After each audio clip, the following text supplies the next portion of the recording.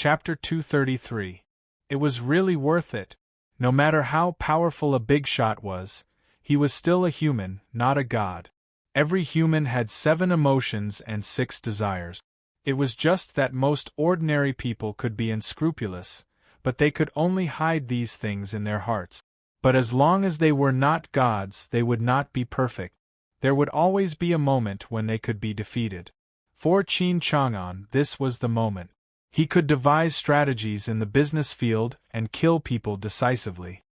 He could also fight against those old foxes without falling into a disadvantageous position. He had participated in many dinner parties and had also been invited to many family banquets. However, this ordinary meal from an ordinary family made his calm heart ripple. In Qin Sheng's eyes, Qin Chang'an was just an ordinary father after all. Gongsun, do you think I'm enjoying the treatment of my father-in-law in advance? Qin Chang'an said somewhat complacently. Who didn't want to have a house full of children and grandchildren and a happy family? Every year during the Spring Festival, the big Sihiyuan would be deserted and devoid of any atmosphere. Qin Chang'an could live like this for the first half of his life, but he was not willing to live like this for the second half of his life.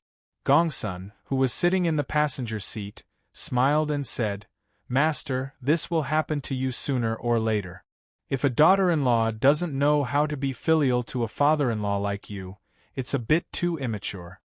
"What? You're wrong. A daughter-in-law shouldn't be filial to me just because I have status and money. I prefer this kind of ordinary feeling," Qin Chang'an said with some dissatisfaction. But he was used to quarreling with Gongsun. Others really didn't dare to talk to him like this. Gongsun asked without hesitation, "Do you think it's possible?" Qin Chang'an sighed thoughtfully. It was really difficult for people like him to enjoy the things that ordinary people thought were too ordinary. In rich and powerful families, there was little human kindness and more gratitude and grudges. People's hearts were all wrapped up by interest. Qin Chang'an sighed. "Master, do you really like this child from the Lin family?" Gongsun asked meaningfully. He had no feelings for Lin Su. Although Lin Su had done a lot for Qin Sheng, maybe because of the Lin family's attitude towards Qin Sheng, or because what happened to Qin Sheng before was also caused by Lin Su, he more or less had some opinions. Qin Chang'an said casually, "I think she's quite good. She's very smart and knows how to love Qin Sheng." Gongsun could not help but ask, "What about the child marriage with the Song family? That was arranged by the old master." Hearing this, Qin Chang'an fell into deep thought. In the end, he did not say anything. Although this matter had happened many years ago, Qin Chang'an had been having a headache. Moreover, the Song family had helped him a lot over the years. Old Master Song even said that as long as he didn't close his eyes, the daughter of the Song family wouldn't get married. She would quietly wait for the son of the Qin family to come back. If he still hasn't appeared by the time I close my eyes, then this matter will be over with the wind. If Old Master Song had already passed away, Qin Chang'an would naturally not have a headache, and this matter would come to an end. However, Old Master Song was still alive and well, and the daughter of the Song family was still unmarried. If Qin Sheng had not been found, Qin Chang'an would not have had a headache. However, Qin Sheng had found Qin Sheng and had a girlfriend now. Qin Chang'an really had a headache about this matter. It would definitely be a troublesome thing in the future. This was also one of the reasons why Qin Chang'an had to hide the news of Qin Sheng's return. Qin Chang'an rested for half a day in the hotel and felt that it was almost time to set off. He was going to have a home-style meal with his son and daughter-in-law. If he did not drink, it would be a bit unreasonable. Therefore, Qin Chang'an bought a bottle of Red Star Erguotu from a nearby supermarket. He originally wanted to find a bottle of Shifeng wine. After all, this was the authentic taste. However, in order to avoid Qin Sheng's suspicion, he chose the Erguotu that he liked to drink. Then he went straight to Riverside Garden. Gongsun saw Qin Chang'an off and left after seeing him walk into the residential area.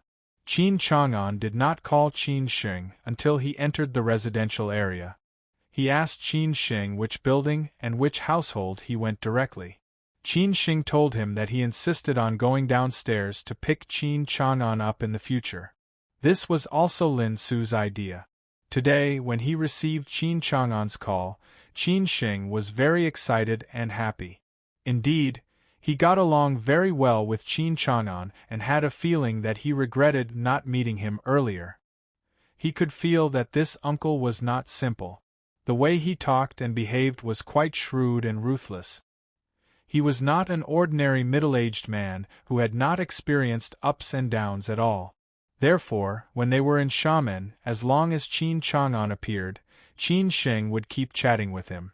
When they left Xiamen, Qin Sheng made a special call to inform Qin Chang'an, asking him to come to Hangzhou to meet again when he was free in the future.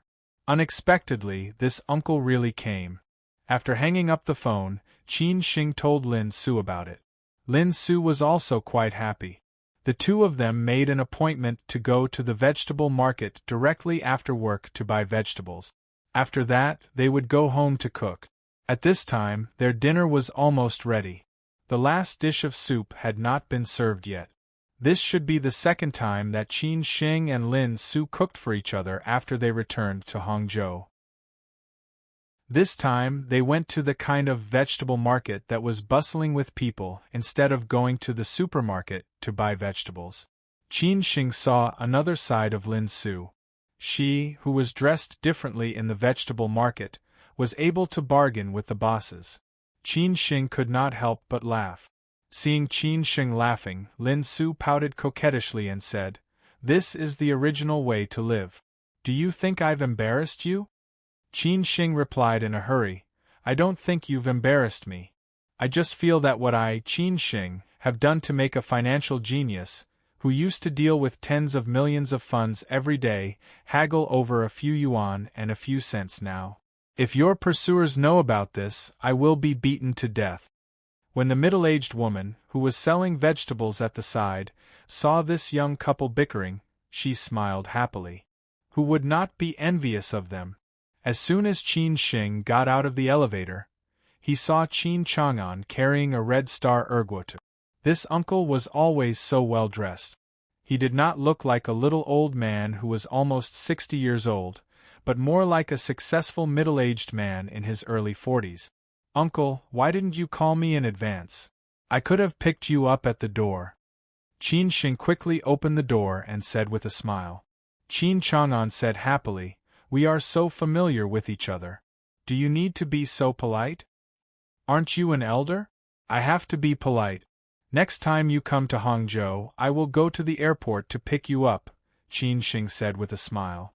This made Qin Chang'an feel very comfortable. He smiled and said, "I won't talk nonsense with you. You invited me to your house for dinner. Is it not ready yet? I am already a little hungry." "Don't worry. My cooking is not as good as the chef's, but the taste and appearance are similar. I am just waiting for you to start eating." Qin Sheng pressed the elevator button and turned around. Qin Chang'an chuckled and said, "Okay, then I will taste your cooking today. If it is not delicious, don't blame me for scolding you." After Qin Sheng led Qin Chang'an into the house, Lin Su was busy in the kitchen. Qin Sheng shouted happily, "Is the soup ready?" "Yes, it is a little hot. Come and serve it." Lin Su quickly came out of the kitchen and said. The bowl of soup was indeed a little hot. Lin Su was not that kind of tough girl. After seeing Qin Chang'an, Lin Su, who was dressed at home, said embarrassedly, "Uncle, long time no see. Please take a seat. I will pour some water for you. Let's eat now." "I don't want to drink water. I am already hungry. Let's eat at the table directly. Is that okay?" Qin Chang'an did not treat himself as an outsider at all. He was really a little shameless. Lin Su found it funny and said, "Okay, I will get the bowls and chopsticks for you." After Qin Sheng served the soup, the table of sumptuous dinner was finally ready. It looked, smelled, and looked good. They were all light dishes. There was only one spicy dish, the sour and spicy diced lotus root. Qin Sheng and Lin Su were people who liked spicy food. If there was no spicy food, they would not be able to eat. Qin Chang'an picked up the red star erguatu and said, "Make some?" Qin Sheng glanced at Lin Su, obviously asking for her opinion. Lin Su glared at Qin Sheng, which was obviously saying, "Why didn't you ask for my opinion when you drink in the past? You're acting so hypocritically today. How can I not let you drink?" Qin Chang'an did not know whether to laugh or cry. After Qin Sheng got permission, he said happily, "Then let's do it." Lin Su went to take the wine glass sensibly. However, Qin Chang'an said in a domineering manner, "Lin Su, make the glass a little bigger.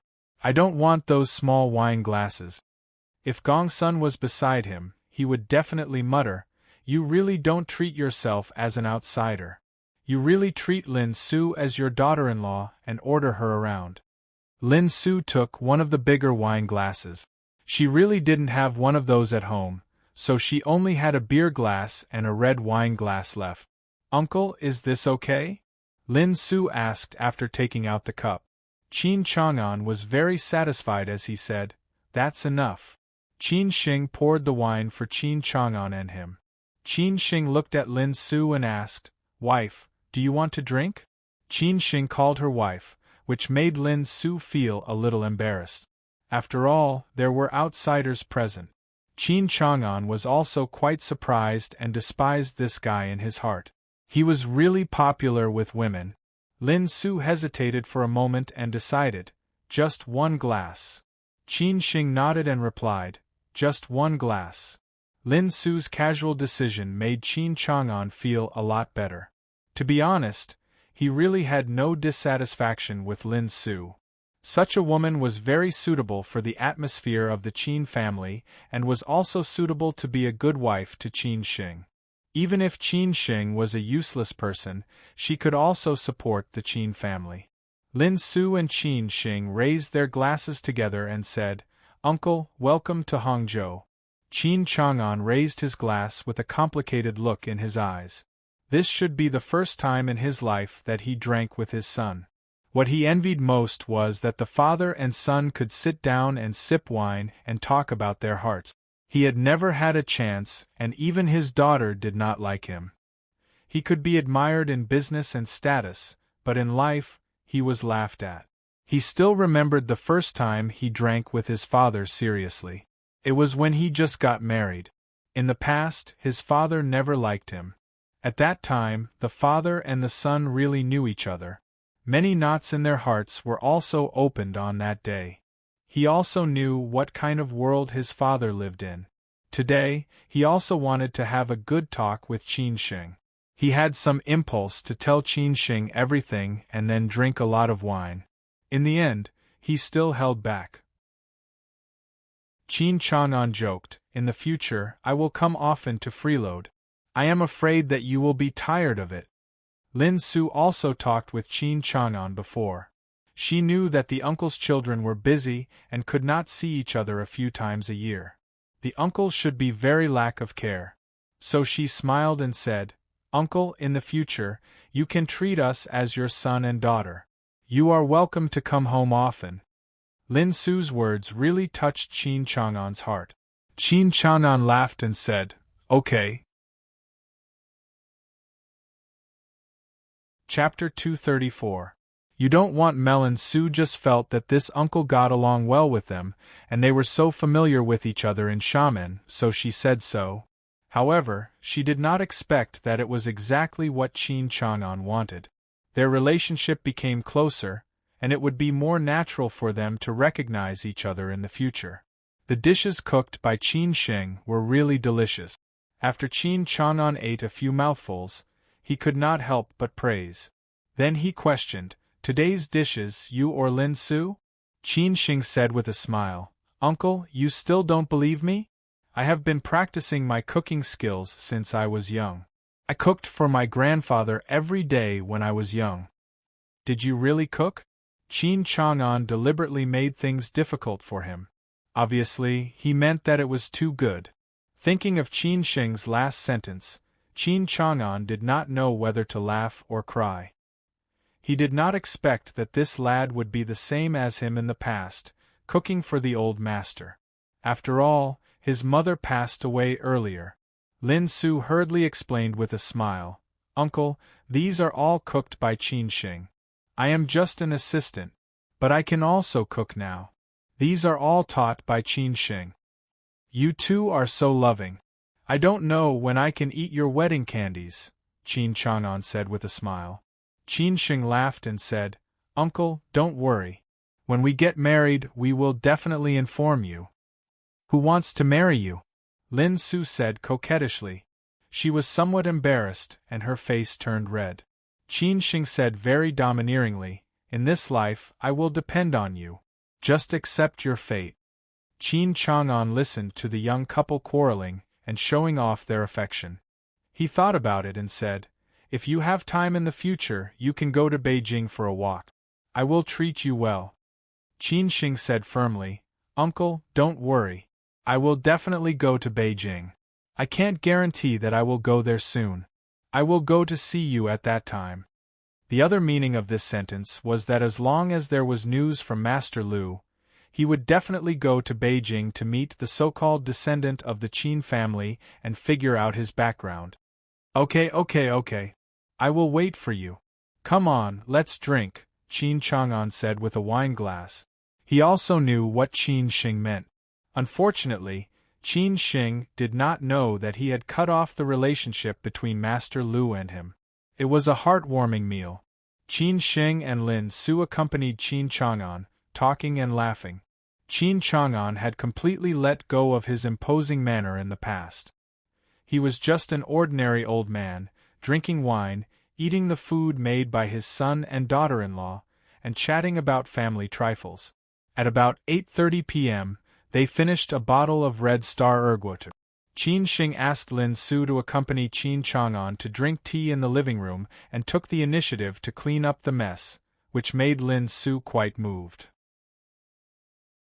At least during this period of time after Qin Xing recovered from his injury, he took the initiative to do all the housework, be it cooking, washing clothes, or doing. He did not let Lin Su do it at all. He said that his wife was meant to be doted on. How could he let her get tired? Lin Su did not say it, but she felt warm in her heart. Qin Chang'an had nothing to do, so he started to chat with Lin Su. He chuckled and said, "Lin Su, where are you from?" "From Ningbo," Lin Su replied. Qin Chang'an smiled deliberately and said, "Oh, it turns out that you are from Zhejiang. Ningbo is not far from Hangzhou. Did you bring Qin Xing back? Are your parents satisfied with him?" Speaking of this, Lin Su did not look good. She sighed and said, "Well, we went back, but my family thinks that we are not suitable for each other." "Why not?" Qin Chang'an asked. Lin Su explained, "They think that our families are not suitable, so they refuse to see Qin Xing." Qin Chang'an said casually, "It seems that your family is not an ordinary family. However, I can understand this kind of thing. As parents, they will naturally think so. However, sometimes you need to have a long-term vision. You can give Qin Xing a chance to try. Some men are potential stock. If you don't choose them now, you will regret it in the future." Lin Su shook her head and said, "I don't get along well with my family. My marriage and love should be chosen by me. I believe that Qin Xing can give me the life I want, so I don't care about anyone's opinion." Qin Chang'an was quite satisfied and said, "Qin Xing is really lucky to meet you. He did not have a good impression of the Lin family, who looked down on others.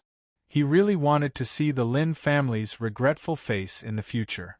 After talking about these, Qin Chang'an and Lin Su talked about work. Fortunately, Lin Su was very satisfied with this job. Originally, she had planned to do this in the future, but she did not expect that she would do it in advance. When Qin Xing finished packing and came out, it was already very late. Qin Chang'an stood up and left. Qin Xing and Lin Su politely asked him to stay, but in the end, Qin Chang'an left. Gong Sun and the driver had been waiting outside the community for a long time. Qin Sheng and Lin Su directly sent Qin Chang'an to the gate and watched him get into the black Audi and leave. After Qin Chang'an left, Qin Sheng and Lin Su took a walk in the community. Lin Su asked curiously, "What do you think this uncle does?" "Well, I feel that he is a retired leader. His every move has a kind of momentum, but also a little reserved," Qin Sheng guessed. Lin Su had more contact with this kind of people. She shook her head and said, "I don't think so." "Why think so much? If you can't figure it out, then don't think about it. It has nothing to do with us. I think this kind of relationship is better to be pure," Qin Sheng said honestly. Lin Su, who was wearing a casual cotton long dress, held Qin Sheng's arm tightly and said, "Well, whatever my husband says is right. I will listen to him." Hearing the word husband, Qin Sheng felt so sweet in his heart, as if he had eaten honey. He directly held Lin Su in his arms and kissed her as if there was no one else around, which made Lin Su feel shy and embarrassed. Fortunately, there was no one nearby. After the kiss, Lin Su blushed and said, "By the way, you said that you might go to Beijing soon. What do you mean?" Qin Sheng said seriously, "I met Master Lu today. He said that his friend knows the descendants of the Qin family and is currently contacting them. I just don't know if they are my relatives. Once the news is confirmed, I will go to Beijing. At that time, you will accompany me." "Really? That's great," Lin Su exclaimed. This was what Qin Sheng cared about the most. Naturally, she was happy for him. Qin Sheng held Lin Su's waist and rubbed her perky butt with his hand. He teased, "Then, shall we celebrate tonight?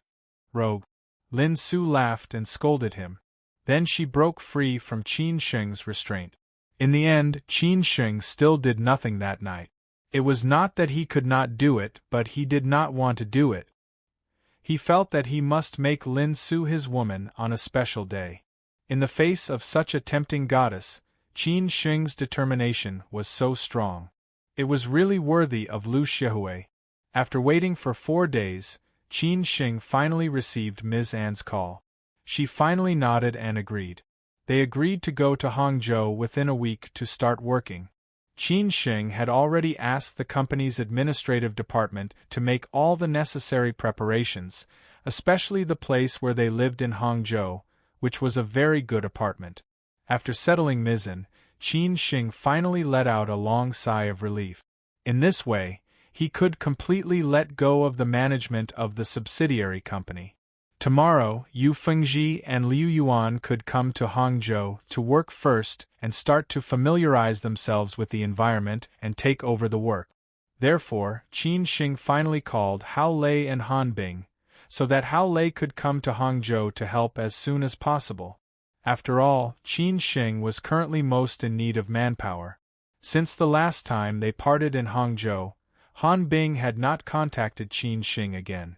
Obviously, she was full of resentment towards Qin Sheng. Qin Sheng clearly knew that she liked him, but in the end, he still chose Lin Su, who he met later. This made Han Bing full of frustration. Moreover, women always like to compare.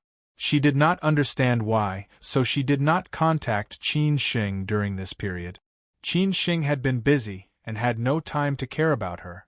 Therefore, when Qin Sheng dialed Han Bing's number, Han Bing, who was just lying on the bed and preparing to rest, snorted. "Yo, who is this? You actually thought of me. Did the sun rise from the west? Did you quarrel with your girlfriend? How can there be sun at this time? Did you go abroad?" Qin Sheng deliberately made a joke.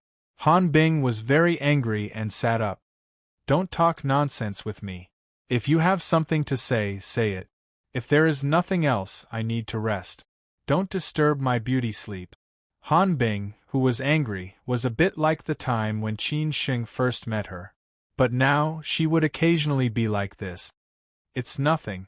I plan to let Hao Lei come to Hangzhou to work. After all, he went to Shanghai with me. It is not a good idea to keep driving for you," Qin Sheng said slowly. Han Bing knew that this day would come sooner or later. But when Qin Sheng personally brought it up, Han Bing was still a little angry and shouted, "Qin Shing, why are you so cruel?" Qin Shing was a little surprised. "Han Bing, I didn't mean that. My mother doesn't want me anymore. My father doesn't want me anymore. You don't want me anymore. Now, even Hao Lei wants to be taken away from me. You all don't want me anymore. In the future, I will be the only one left in Shanghai. Why do you do this?" Han Bing cried with red eyes. Originally, she had a lot of resentment towards Qin Shing. Now, she completely exploded. Qin Shing said very helplessly, "Han Bing, what do you mean by we don't want you anymore? We are all friends. Shanghai is so close to Hangzhou, you can come often in the future." "I don't want to hear it, I don't want to hear it," Han Bing shouted willfully and directly hung up the phone. Qin Shing listened to the busy tone on the phone and sighed helplessly. He did not expect that Han Bing would be so against it. This made him a little bit speechless. After thinking about it, Qin Shing could not go to Shanghai directly. He could only call Hao Lei first and listen to Hao Lei's opinion. Hao Lei was still living in Shilin, Huayuan. Chang Baji and Qin Shing were not there. Only Hao Lei lived here. This guy was clean and self-disciplined. He had never brought a woman back. When Qin Shing called, Hao Lei had just finished taking a shower and was watching an old movie. Watching old movies was Hao Lei's only hobby. He could watch many old movies more than 10 times and not get tired of it. When Qin Shing finished saying what he wanted to say, Hao Lei fell into silence. Qin Shing said in a low voice, "What do you mean? Are you willing to come to Hangzhou?" Hao Lei frowned slightly and said, "I don't have any opinion. But how should I explain to Han Bing?" He was naturally not willing to be someone else's driver for the rest of his life. When Qin Shing brought him to Shanghai, he did not make such a promise. Later, Qin Shing went to Shangshan Ruoshui and took Chang Baji with him. Hao Lei did not have any opinion. He knew that Qin Shing would let him go there sooner or later. It was just that what happened later made him sigh. However, after all, he had been with Han Bing for such a long time, longer than anyone else. Just now when he heard Qin Shing talk about Han Bing's attitude, Hao Lei also could not bear it. Moreover, he had a lot of opinions about Qin Shing's relationship. Qin Shing had already thought of a solution. He said bluntly, "You talk to her tomorrow. If it really doesn't work, I will think of another way." Chapter 235. Did you just give up like this? Looking for monthly votes and favorite. Say it again. The new group number is 228106218. You are welcome to disturb me. The weekend came again. For most office workers, the weekend was the most comfortable time. They could enjoy themselves after work on Friday. However, people like Qin Shing would not have a holiday on the weekend. After all, the nightclub business was the best on the weekend. On Friday night, Qin Shing went to Poly International. Compared with the previous 2 times, this time everyone knew that he was the new boss of Poly International. After all, Qin Shing had held a meeting for all of them. So when they saw Qin Shing, they all respectfully called him Brother Qin. Those ladies in the public relations department were fearless when they saw Qin Shing. Some of them even flirted with him. Qin Shing was used to it. Yang Guorong, the person in charge of the security department, had left with Qian Buping. Currently, Chang Baji's martial nephew, Gu Xiaobo, was in charge of the security department. Gu Xiaobo was 28 years old this year. After graduating from high school, he followed his master to practice martial art. This time, he followed his martial uncle and was ambitious. So when he entered Poly International, he followed Chang Baji's instructions to familiarize himself with all the security monitoring loopholes. Then he trained all the security guards, eliminated all the unqualified ones, and recruited new ones. He was very busy recently. "Brother Qin, you are here," Gu Xiaobo said politely. Compared with Gu Qingyang, who was somewhat dull, Gu Xiaobo was more tactful. For example, He had been familiar with everyone in Poly International not long after he entered Poly International. But what made Chang Baji dislike was that he was too close to those ladies in the public relations department, which was not a good thing. Although he was already the deputy general manager of Yuanda Holdings, Qin Sheng was still the same as when he had just entered Yuanda. He still drove that half-new Accord. After all, he had no time to care about these trivial things. Qin Sheng smiled and asked, "Where is Lao Chang?" "Marshal Uncle is in his office." "I will take you there," Gu Xiaobo replied. He knew the relationship between Qin Sheng and Marshal Uncle, and he also knew that Qin Sheng was the real boss, so he deliberately made friends with him. Qin Sheng knew that Gu Xiaobo was good at martial art. That day, it was him who dealt with Qian Buping alone. But he still liked calm young people like Gu Qingyang. He always felt that Gu Xiaobo was too impetuous. Qin Sheng replied casually, "That's not necessary. You go ahead with your work. I'll go there by myself. Pay more attention these days. If anything goes wrong, just tell Lao Chang. After this buffer period, things will be easier." "Brother Qin, don't worry. I know what to do," Gu Xiaobo said confidently. Qin Sheng patted Gu Xiaobo's shoulder and said, "That's good." Qian Buping really knew how to enjoy life. His office was quite luxurious. It was a pity that it was all for naught. Chang Baji had taken away all the flashy but impractical things in the office so that Chang Baji would not get tired of looking at it. The three most important departments in the whole of Poly International were the Public Relations Department, the Reception Department, and the Security Department. The other departments were just to serve these three departments. Therefore, Chang Baji was in charge of these three departments. Even so, the Public Relations Department still lost a lot of young ladies. He could only contact other resources to replenish them. Qin Sheng had not been to Poly International for a few days, so he asked, "Lao Chang, how is it going? Is there any problem?" "I just figured out the financial situation today. It's better than expected. Everything else is under control. It can operate normally. I have to say that the business here is quite good. Today is Friday and it's already overcrowded," Chang Baji explained slowly. He had stayed in this kind of place for so many years when he was in Xi'an. He knew the rules here better than anyone else. Qin Sheng nodded and said, "That's good. I'm afraid that Qian Buping and his gang will make things difficult for me." Chang Baji asked, "How's the contact with the security department?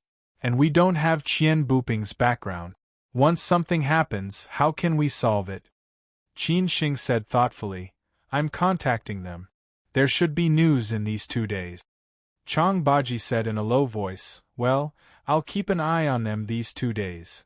Qin Sheng then asked, "Have you been to Yunding International?" Chang Baji replied, "Not yet. But after all, Song Wei has been in charge of that place. It should not be a big problem. Qingyang told me that everything is as usual there. Song Wei has hired a lot of new security guards. It will not be a big problem." Qin Sheng said softly, "When Hao Lei comes, I'll ask him to go to Yunding International and ask Liu Yuan to help you here. In this way you can control both sides." Hao Lei agreed to come to Hangzhou. Is Han Bing willing to let him go? Hearing that Hao Lei was coming to Hangzhou, Chang Baji was quite happy. After all, it was not good to leave Hao Lei alone in Shanghai. Qin Sheng sighed and said, "I called Han Bing yesterday. She was a little emotional. I asked Hao Lei to talk to her today. I don't know how it went." Chang Baji was not surprised. He had expected such a situation. After Han Bing's company moved to a nearby office building in Xintiandi North, Shanghai, this became her base. Whether it was eating or meeting friends or clients, they were all in Xintiandi North. After work in the evening, Hao Lei did not rush to send Han Bing back. Han Bing did not have any social activities today. Han Bing, who was in a bad mood, was depressed all day. When Hao Lei said that he would treat her to dinner, Han Bing already knew what was going on. Her resentment towards Qin Sheng grew. If Hao Lei took the initiative to leave, she really could not stop him. Calic's restaurant in Xintiandi North. This restaurant had always had a good business. Its main business was Western food. After all, this kind of restaurant was the most common in Shanghai. After all, this was Shiliangcheng. Han Bing and Hao Lei sat opposite each other. Those who did not know would think that they were a couple. However, Hao Lei looked ordinary. His skin was still a little tanned. During this period of time in Shanghai, he had taken care of his skin. He had to work out 3 times a week, so there was nothing to say about his body. Han Bing still had the temperament of a rich young lady. Anyone could see that she was not an ordinary woman. She had the demeanor of a socialite, which attracted a lot of attention from men. "Why are you treating me to dinner today?" Han Bing did not take the initiative to bring up that topic. Because of their relationship, she and Hao Lei were not boss and driver, but friends.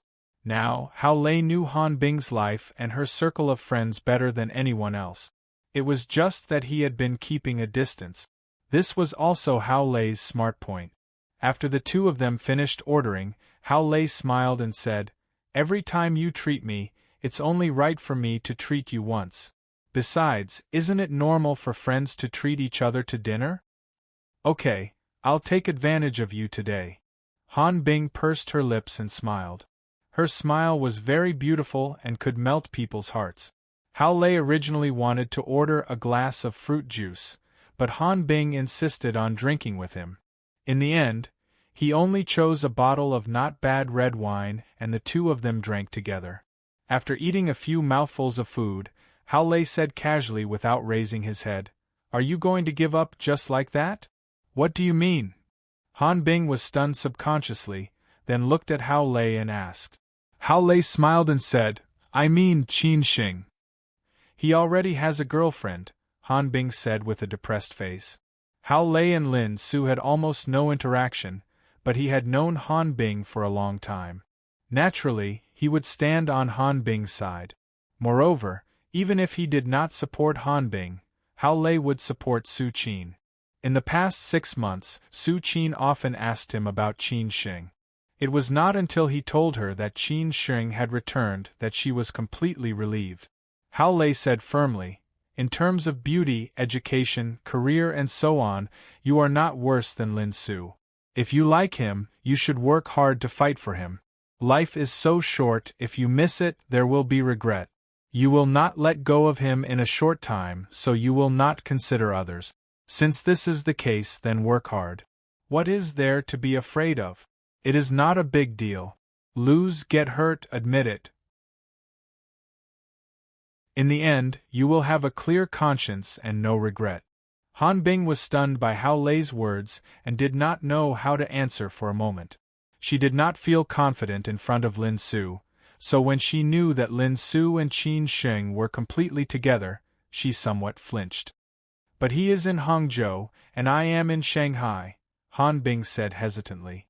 Hao Lei suggested, "The matter of Guoping Group is over.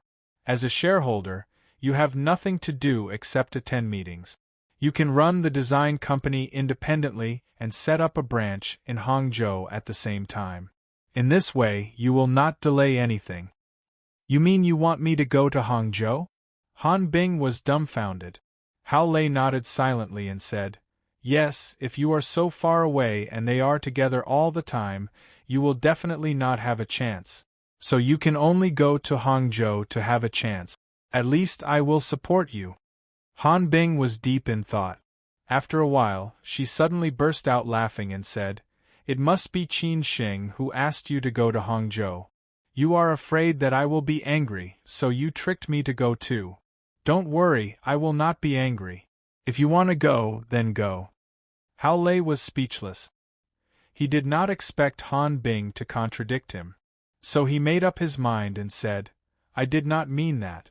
To put it bluntly, Qin Xing and I are brothers. I followed him to Shanghai. Even if you do not agree, I will go to Hangzhou if he asks me to. What I said is for your own good. I do not want to see you staring at his photo all the time. Why do you have to torture yourself? Life should be more direct, especially when it comes to relationship. If you do not make a decision, you will be troubled. After Han Bing heard this, she was more or less sad, but she could understand what Hao Lei said. After a long time, Han Bing sighed and said, "When will you go to Hangzhou?" She had already accepted this fact. Hao Lei frowned and said, "Within 3 days." "I will consider what you said," Han Bing said with a complicated look. She was afraid that she would give up everything and go to Hangzhou, but in the end, she would fail completely. After dinner, Han Bing and Hao Lei did not stay. They called a designated driver to send Han Bing back. After returning to Shilin Huayuan, Hao Lei called Qin Sheng and said that Han Bing had agreed to go to Hangzhou with him. They would meet in Hangzhou 3 days later.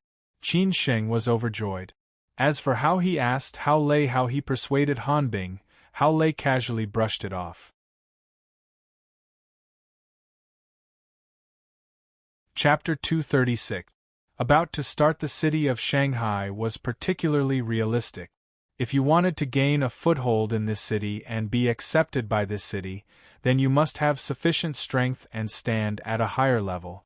Otherwise, you would not be able to integrate into their circle even if you deliberately curried favor with them. However, the Playboy circle in Siju City was different from that in Shanghai. In this city, you could not blend in no matter how hard you tried, unless you had the blessings of your ancestors, or your father's generation was in a high position. Therefore, the foppish playboys in Siju City were exclusive and had always looked down on those foppish playboys from other places. This naturally included Shanghai, where status was determined by money, because their status was determined by power and background. In this realistic society, everything was just a vassal of power. It was also because of this that Qin Ran brought a few of her best friends to Shanghai.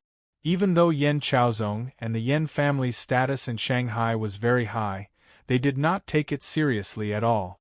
After all, they were not at the same level as Yan Chaozong. After checking in, Qin Ran and Ma Weiyang stayed in the same room, while Zhang De and Fandaji stayed in the room next to them. After putting down their luggage, they went to the executive lounge to chat. "Is everything ready?" Qin Ran chuckled. She could not wait for this good show to start. She had been suppressing her anger for a long time. Zhang De said playfully, "Don't worry, everything has been prepared. I've asked Xiao Su to book a villa on Middle Hengshan Road. We've invited quite a number of people to attend tomorrow night, including Yan Chaozong and young Master Shin, whom he can't get along with. When the time comes, we'll let young Master Shin be the vanguard, then we'll be the finale." Ma Weiyang could not help but remind them, "Don't make any mistakes and embarrass yourself. This time, we must help Ran Ran vent her anger. He even dared to bully the goddess of Siju City. He really doesn't know what's good for him. Zhang De and I designed this, how can there be any accident? Moreover, the key positions are all our own people. If anyone dares to leak the news, then don't even think about staying in Siju City in the future," Fandaji said confidently. He was a shrewd and scheming person in the system, so naturally, he did things without any mistakes. Moreover, they were in the dark, while Yan Chaozong was in the light.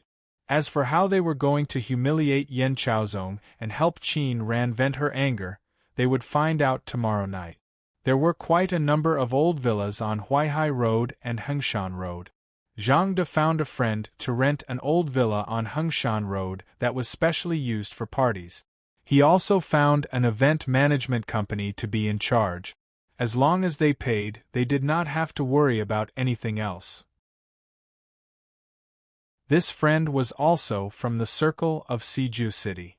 He was doing business in Shanghai with ease. In the past, he was just a little kid in their circle. Now, he had grown up and become a devil incarnate. Because his family background was indeed good, and he had many friends, the rich playboys of the Bund gave him face. That was why Zhang De had asked him for help. Most of the guests were rich playboys from Siju City who hung around in the Bund. There were the older generation and the new generation. Coupled with the famous local playboys from the Bund, the party looked unusually lively. When Yan Chaozong, the main character, received a call from the playboy named Xiao Su, he readily agreed. After all, Xiao Su said that a few of his good friends had come to Siju City. He wanted to welcome them tonight and asked Yan Chaozong to come over and have some fun when he was free. When Yan Chaozong heard this, he naturally would not decline. No matter how big the circle in Shanghai was, it was still not as big as the one in Siju City. The parents and ancestors of those rich playboys were all big shots with real power. If Yan Chaozong wanted to go further, of course, he would make friends with such people. In the past 6 months, Yan Chaozong's life was basically busy with work. The thing with Lin Su made him lose face.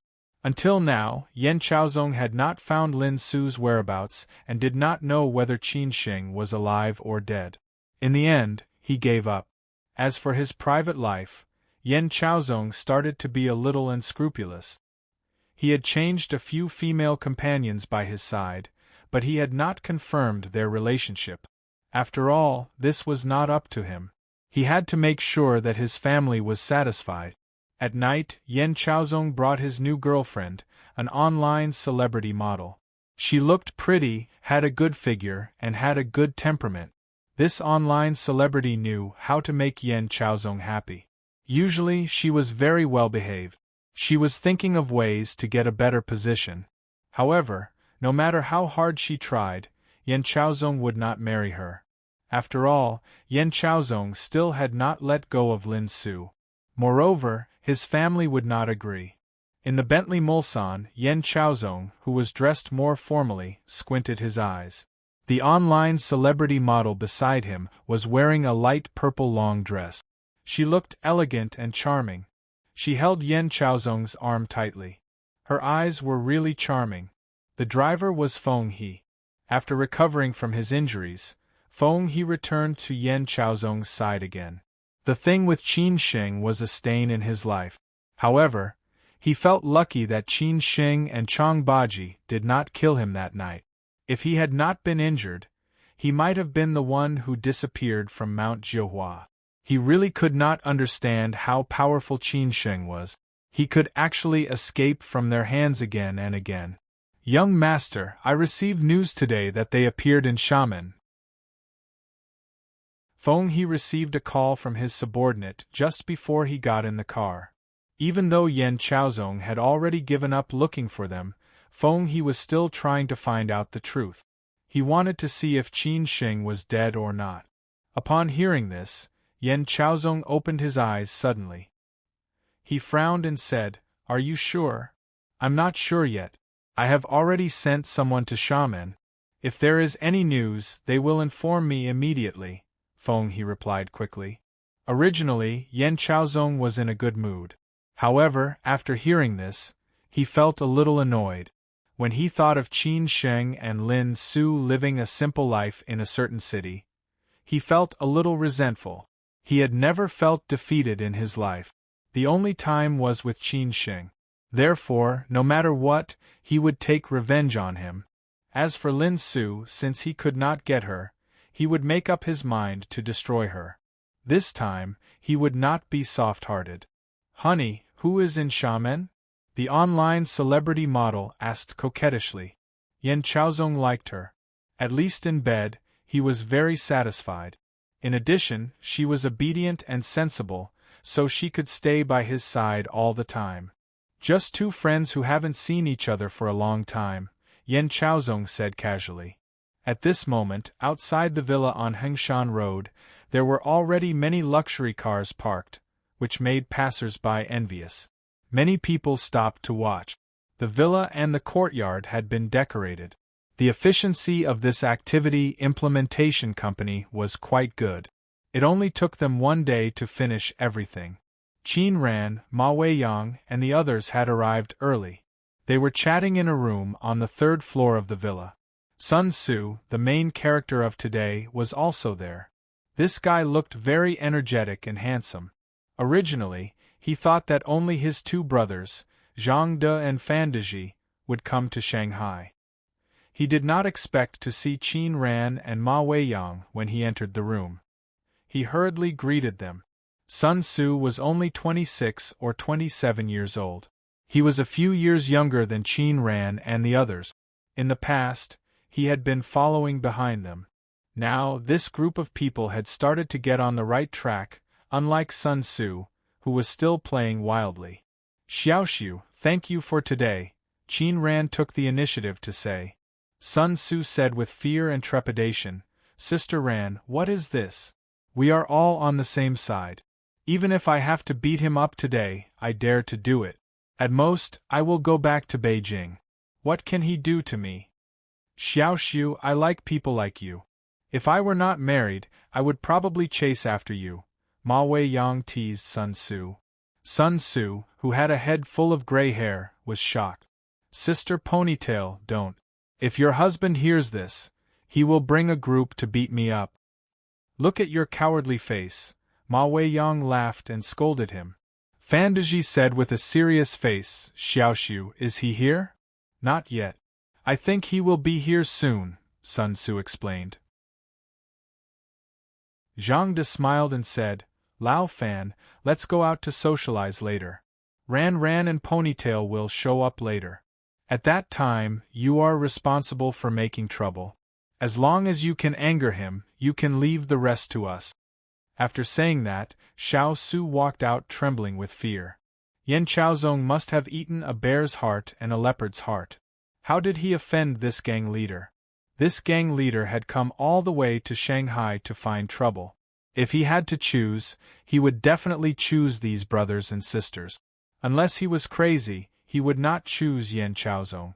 These few people's family backgrounds were so powerful that they could do whatever they wanted in Shanghai. Who dared to offend them? He could only burn incense for Yan Chaozong. Not long after Sun Tzu came out, Zhang De and Fandaji also came out. They had experienced this kind of drinking party too many times. It was nothing more than old friends catching up and introducing new friends. However, in order to confuse the public, the executive company had invited many beautiful women to compete with each other. After these rich playboys came in, they had already started to flirt. Just after 8 o'clock, Yan Chaozong came in with his female companion.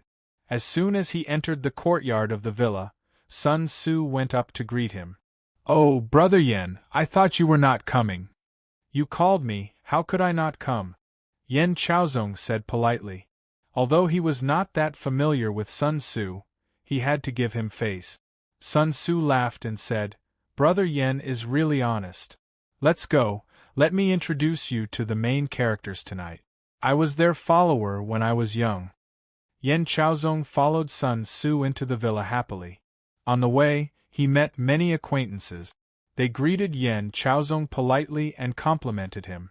This made his female companion, an internet celebrity model, very happy. She could not enjoy this kind of upper-class life in her daily life. Only Yan Chaozong could bring her to see the world. The friends he got to know were all influential people. These would become the capital for her to brag in front of her friends in the future. Most women had always been vain, especially those who had not seen the world. Naturally, they enjoyed such a scene. When Yan Chaozong walked into the villa, Zhang De and Fan Deming had already noticed him. Their faces changed slightly and they were ready to greet Yan Chaozong. At the same time, the eldest young master of the Shen family, who was sitting in the corner, was also ready. Someone had personally greeted him and asked him to humiliate Yan Chaozong. How could the eldest young master of the Shen family miss such an opportunity? He did not dare to offend that big shot, but Yan Chaozong had.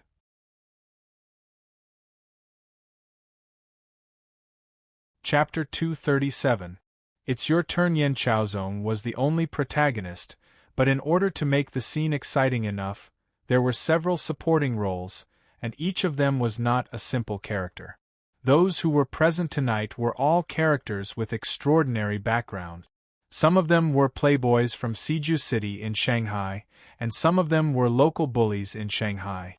Both sides seemed to have a harmonious relationship, and everyone was drinking and chatting with each other. In fact, it was obvious that the circle was different. The playboys from Siju City gathered in groups of 2s and 3s, while the local bullies in Shanghai walked together. Usually, it was the local bullies in Shanghai who took the initiative to join the Playboy Circle from Siju City. It was obvious who was superior and who was inferior. Zhang De and Fandaji did not have the deepest background among them, but they were considered half the protagonists tonight. It was because of their arrival that the scene could be put together. Therefore, at this moment, Fandaji and Zhang De were chatting with a few friends, who were about their age. After Sun Tzu walked over with Yan Chaozong and his female companion, he greeted them. "Brother De, Brother Ming, let me introduce a friend to you." Zhang De and Fandaji looked at Sun Tzu and Yan Chaozong with playful eyes. Zhang De said happily, "Xiaoxiu, you have a lot of friends. It seems that you are doing well in Shanghai, no wonder you are reluctant to go back to Beijing." The friend next to him also echoed, "Lao Zhang, you don't know this, Xiaoxiu is a social flower in Shanghai. He can be seen everywhere. This guy is very popular, and his character is very different from his brother's." "Brother Chen, don't mock me. I am not as popular as you said," Sun Tzu said with a smile. Another friend laughed. "If you are not popular, how can you know the famous young Master Yin in Shanghai? What do you think?" The friends laughed at the same time. Yan Chaozong also knew some of them. In front of this group of people, he did not dare to put on airs. He said very modestly, "Brothers, don't laugh at me. Isn't this a slap in my face in front of you?" "Chaozong, don't be so modest," a friend laughed and said. Fandaji said with interest, "It seems that you all know each other. Xiaoxiu, hurry up and introduce him to us, outsiders, to the port?" Sun Tzu laughed and said, "Ha ha ha, this is my good friend Yan Chaozong, the grandson of old Master Yin, a famous man in the Bund." "Oh, so it's the young master of the Yin family. I seem to have heard of you. I didn't expect to have the opportunity to meet you today. Nice to meet you." Zhang De, the drama queen, immediately extended his hand and said, "My name is Zhang De. I just arrived in Shanghai yesterday. Thank you, young Master Yin, for coming." "You're too polite, Brother Zhang. Just call me Chaozong." Yan Chaozong quickly shook Zhang Da's hand and bowed slightly in response. He was more accustomed to such compliments than anyone else. After all, Fandaji was a civil servant. It was against the rules for him to go in and out of such places, so he kept a low profile. After shaking hands with Zhang De, he said softly, "Fandaji." Yan Chaozong shook hands with Fandaji and greeted him politely. The others all knew Yan Chaozong. After all, they were all in this circle and had seen him on all kinds of occasions. Everyone was drinking champagne and chatting. "Lao Zhang, in the future, if you have any problems in Shanghai that you can't settle, you can ask Chao Zhong for help. Today, you two can be considered to have gotten to know each other." Someone started to pull strings. Someone flattered and said, "Lao Yang, aren't you insulting Lao Zhang? What's there that Lao Zhang can't settle? Besides, who dares to provoke Lao Zhang?" After all, Yan Chaozong was not very familiar with it, so he was a little used to it. He gave Sun Tzu a look, and Sun Tzu immediately understood and said, "Brothers, you guys talk first. We won't disturb you anymore. When we're free, we'll look for you for a drink. Xiao Tzu, help me take care of Chaozong. Don't neglect our distinguished guests," Zhang De said with a smile. That night, Sun Tzu was the one who had organized this gathering. It was only because of Zhang De and Fandaji's reputation that Sun Tzu was a popular person. Every few steps he took, he would be stopped by others to chat. Sun Tzu had no choice but to deal with them. Seeing this situation, Yan Chaozong did not stay with Sun Tzu. After saying goodbye, he left with his female online celebrity model. Not long after, the local tyrants of Shanghai formed a circle around him. After all, there were also people who were close to Yan Chaozong. The whole atmosphere seemed to be very harmonious. At this time, the eldest young master of the Shin family, who was surrounded by others, revealed a cold smile. He slowly stood up and said, Let's go, follow me to meet the eldest young master Yen. Everyone knew that the eldest young master of the Shin family, Shin Sen, and Yen Chaozong did not get along. The two of them had a lot of grievances, so there were different circles surrounding them. Most people did not interact with each other. Hearing Shin Sen's words, everyone knew that there was going to be a good show to watch. Shin Sen's mouth was very poisonous. "Io, isn't this the eldest young master Yen? Long time no see, eldest young master Yen. I wonder what eldest young master Yen has been busy with recently. I heard that eldest young master Yen has been changing girlfriends one after another. This should be your new girlfriend, right?" Shin Sen, who looked very festive and had a sinister smile on his face, walked over and shouted. He could tell that Yen Chaozong was not someone to be trifled with. Compared to Yen Chaozong, he was the real playboy. Yen Chaozong was surrounded by 4 friends, and 2 of them even had female companions.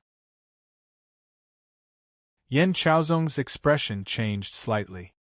He had not seen Shin Sen for 2 to 3 months, and every time he saw him, he would make a fuss. Yen Chaozong turned around and replied bluntly, "I'm looking for a girlfriend. It's none of your business." He had always been very straightforward with Shin Senator. At this time, Shin Sen and the others had already walked in front of Yen Chaozong. He laughed and said, "That's for sure. I'm not eldest young master Yan's parents, so I definitely can't control you. But after all, we are friends, so I'll help you check." Shin Sen began to look at the online celebrity model unscrupulously and said, "Good figure, a small waist, but the chest is a little small. The height is okay, and it's very harmonious with eldest young master Yen. You can try a lot of moves. Alas, the appearance is just so. After all online celebrities are the same. I don't know if they have plastic surgery or not. As for the temperament, I think it's far from it." The online celebrity model's face turned red, and she stared at Shin Sen angrily, but she did not dare to get angry. "Shin Sen, what on earth do you want?" Yen Chaozong said angrily in a low voice. Shin Sen, who was drinking champagne and smoking a cigarette, said happily, "Eldest young master Yen, why are you so flustered and exasperated? Don't be unable to take a joke. You can also say that to me, I don't care. As a friend, I'm just saying this to you. Your taste in finding a girlfriend is getting worse and worse. I think your fiancée, Miss Lin, is more perfect. Even I want to marry her. It's a pity that she doesn't want you and eloped with another man." Ha! After Shin Sen said this, a few friends beside him also laughed unscrupulously. This was really a slap in Yen Chaozong's face. Yen Chaozong's face was gloomy. He stared at Shin Sen but did not say anything. One of Yen Chaozong's friends tried to ease the atmosphere and said, "Old Shin, you don't have to do this, right?" They were afraid that these two would make a scene today. After all, this was not their territory. Shin Sen said casually, "Sixth brother, I'm just playing with Chaozong. We do this all the time. Are you still not used to it?" After saying this, he looked at Yen Chaozong with a mocking face and said, "Don't you think so, Chaozong?" Yen Chaozong was humiliated by Shin Sen and could not do anything about it. This was the most shameful thing for him. The whole Shanghai Bun knew about it. Now that Shin Sen mentioned it in front of him again, others must be laughing at him in their hearts. This made his hatred for them rise again. This pair of B** cheese made him lose the most face. "Shin Sen, are you trying to provoke me? Go home and learn from your father."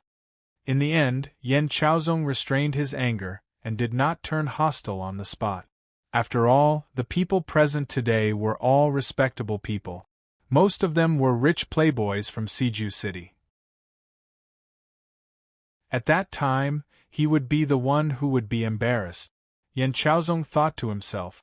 Shin Sen said playfully, "Why would I provoke you? I'm just telling the truth. When you were getting engaged with Miss Lin, I was a little envious and jealous of you. But who knew that in the end, Miss Lin did not like you and eloped with a poor lady. I don't know if there's anything wrong with you." "Shin Sen, don't go too far. Some of Yan Chaozong's friends could not help but stand up. Shin Sin said loudly with a helpless face, "I'm telling the truth. Don't think that I don't know that you have laughed at me behind my back. In our circle, everyone knows that how many real friends there are. Do you just like to laugh at others?" At the staircase not far away, Zhang De and Fandaji, who were sitting on the sofa, stared at them without batting an eyelid. Shen Sun had come out to humiliate Yan Chaozong today, not because of their reputation, but because a big shot had given Shen Sun a call. That was why Shen Sun was so unscrupulous. These two are old enemies. Don't you guys do anything about it? I'm afraid that they might fight later, a playboy sitting on the sofa said in a low voice. Zhang De said disapprovingly, "That's their grudge. It has nothing to do with us. If they dare to fight, it means that they are not giving us face. We'll stand up then." You old fox. Zhang Da's friend laughed and scolded. Yan Chaozong's face was very ugly. His anger had reached its peak. He did not expect to meet Shin Sen today. He did not know what Shin Sen had eaten to dare to humiliate him like this. At this time, Sun Tzu finally appeared. He quickly ran over and said, "What's going on? What's going on again?" "It's nothing. I'm just playing with Chaozong," Shin Sen said sensibly. Sun Tzu said deliberately, "Brothers, do me a favor today. Those people are not easy to deal with. Don't let them laugh at our circle." "Sun Tzu, listen to what you said. It's not that serious." Sun Tzu had completed his task. He shrugged and said, Okay. There are many beautiful girls today. I won't accompany you. I'm going to find some beautiful girls." After that, Shen Sun laughed and left with a few friends, leaving Yan Chaozong and the others in an awkward atmosphere. Yan Chaozong was embarrassed. He would only be laughed at if he stayed. He said in a low voice, "You guys play first. I have something to do." Sun Tzu was anxious when he heard this. If Yan Chaozong left, how could he continue the show? He quickly pulled Yan Chaozong to the side and said, "Brother Yan, do me a favor. Also, do them a favor. If you leave like this, it's really inappropriate. I won't say much. I hope you understand. As for Shun Sen, just ignore him." Yan Chaozong calmed down after hearing this. He could only bite the bullet and continue to stay. However, he did not intend to stay in the villa. He directly went to the backyard with his female companion. At this time, Sun Tzu immediately informed Qin Ran and Ma Weiyang, "Sisters, it's your turn."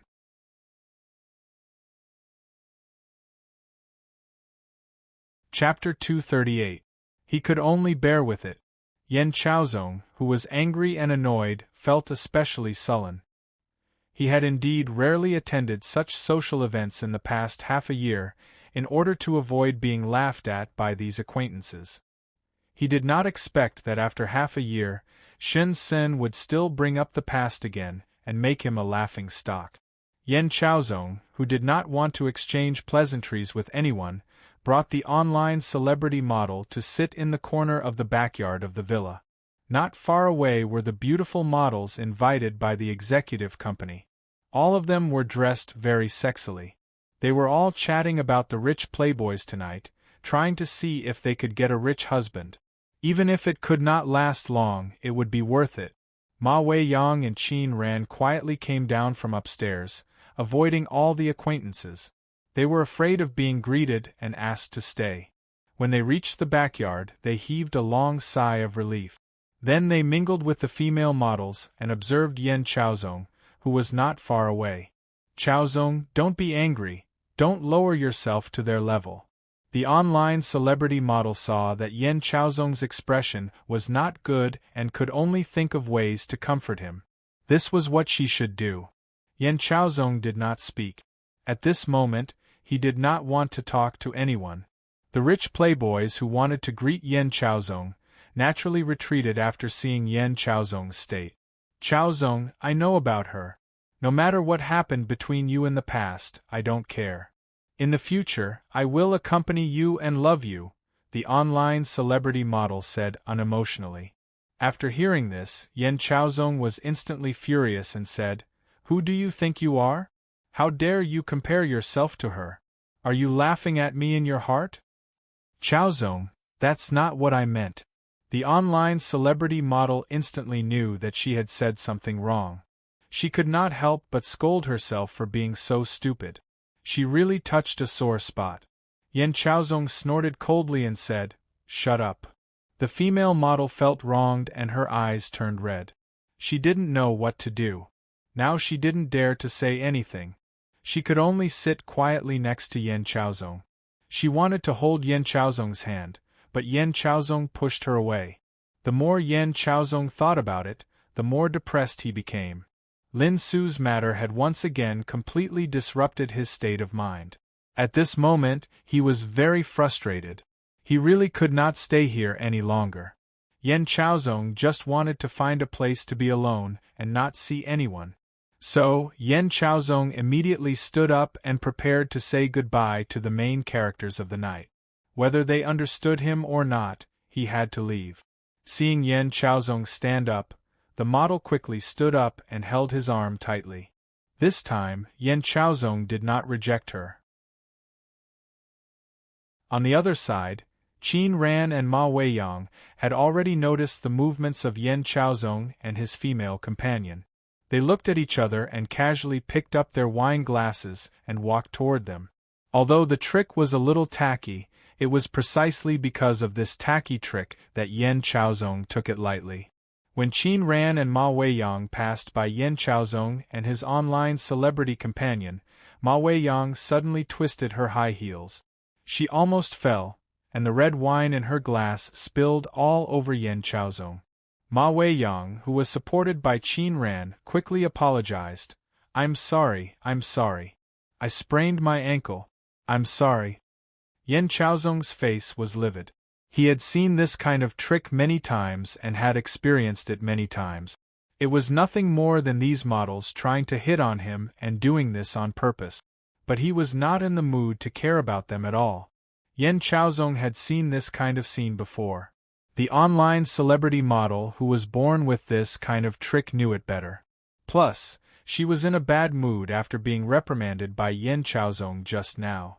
The online celebrity model said, "Do you have eyes? Where are you going? Don't think that I don't know what you want to do." "I'm sorry, I really didn't mean it. I wet your clothes, I'll compensate you," Ma Weiyang apologized again. The online celebrity model said presumptuously, "Compensate? Do you know how much it is? Can you afford it? Why are you like this? Isn't it just torn clothes? We'll just pay for it. What kind of attitude is this?" Qin Ran also opened her mouth. Yen Chaozong didn't want to be entangled in this kind of thing. He snorted and said, "You don't need to pay for the clothes. Be careful next time. Get out of my way." Qin Ran and Ma Weiyang didn't expect that Yen Chaozong's temper was so good that they didn't annoy him. When they were about to carry out the second plan, the online celebrity model gave them a big gift and scolded, "Two scheming bitches, go away quickly." "What did you say? Say it again if you dare." Ma Weiyang shouted happily in her heart when she heard this. The online celebrity model didn't know that she had been tricked at all. She replied again, "I said that you are scheming bitches." After hearing this word again, Ma Weiyang almost slapped the online celebrity model hard without hesitation. With a bang, she slapped the online celebrity model hard. The atmosphere instantly exploded. The online celebrity model didn't expect that this scheming bitch would dare to slap her. She stared at Ma Weiyang in disbelief. Yen Chaozong was also shocked.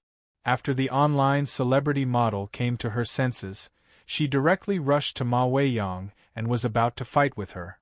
Ma Weiyang definitely wouldn't admit defeat and fought back without hesitation. Qin Ran was also sure to help Ma Weiyang. The three women were fighting, and the scene was embarrassing. The people in the backyard had noticed the farce here and looked at them at the same time. Yen Chaozong inexplicably became the focus again. Of course, he didn't want to make a fool of himself in such a place. He quickly wanted to push the three women away and shouted at the same time, "Enough!" Anyway, the online celebrity model was his female companion. Yan Chaozong was more or less biased. He directly pushed Ma Weiyang and Qin ran away, and the two of them fell back directly to the ground. Ma Weiyang, who fell to the ground, shouted with grievance, "How dare you hit me? Well, well, well, today I will not let you leave here. I want to see how powerful you are. Someone hit us. Is there anyone who cares? Where are the King men in Siju City?" Ma Weiyang shouted loudly. At this time, a lot of people had gathered around. Someone finally recognized Ma Weiyang and Qin ran. He directly shouted F***CK and hurriedly ran into the villa. After all, there weren't many people outside, and most of them were local rich boys from Shanghai. The guy was also hot-tempered. After entering the villa, he directly shouted, "Sister Mawei and Sister Qin Ran were beaten." Many rich boys from Siju City were drinking and chatting happily. This shout directly stunned everyone, and they all thought they had heard wrong. Zhang De and Fandaji were the first to push the crowd away and ran over. They asked, "Who did you say was beaten?" "Sister Mawei and Sister Qin Ran." The guy was the same age as Sun Tzu, and he also hung around in Shanghai. He had seen Qin Ran and Ma Weiyang several times, so he naturally recognized them. He was not familiar with Yan Chaozong, so he directly ran in without caring about anything else. After hearing this, Zhang De directly became furious and said, "F***CK, you are courting death." After saying that, he rushed out with Fandaji. The others also heard it clearly and couldn't help but jump in fright. Why did Ma Weiyang and Qin Ran also come? These two weren't simple people, who didn't want to live anymore and actually dared to hit these two great ladies. All the rich boys from Siju City in the villa ran out with Zhang De and Fandaji. Who was so bold? The others who did not know who Ma Weiyang and Qin Ran were also out to see the scene. When Yan Chaozong heard Ma Weiyang's words, he realized that something was wrong. Obviously, these two women were not the models that were invited tonight, but people from Siju City. It seemed that there was a misunderstanding, so he hurriedly wanted to help Qin Ran and Ma Weiyang up, saying, "It's a misunderstanding, it's all a misunderstanding." Qin Ran had already stood up. Ma Weiyang stayed on the ground and did not get up. She directly pushed Yan Chaozong's arm away and said, "Go away, don't touch me." Yan Chaozong made a decision immediately and said to his female partner, "Apologize quickly. She is the one who hit me, why should I apologize?" The female partner said with a grievance. Yan Chaozong was completely angry and shouted, "I want you to apologize." At this time, Zhang De and Fan Deming had already rushed over with the crowd.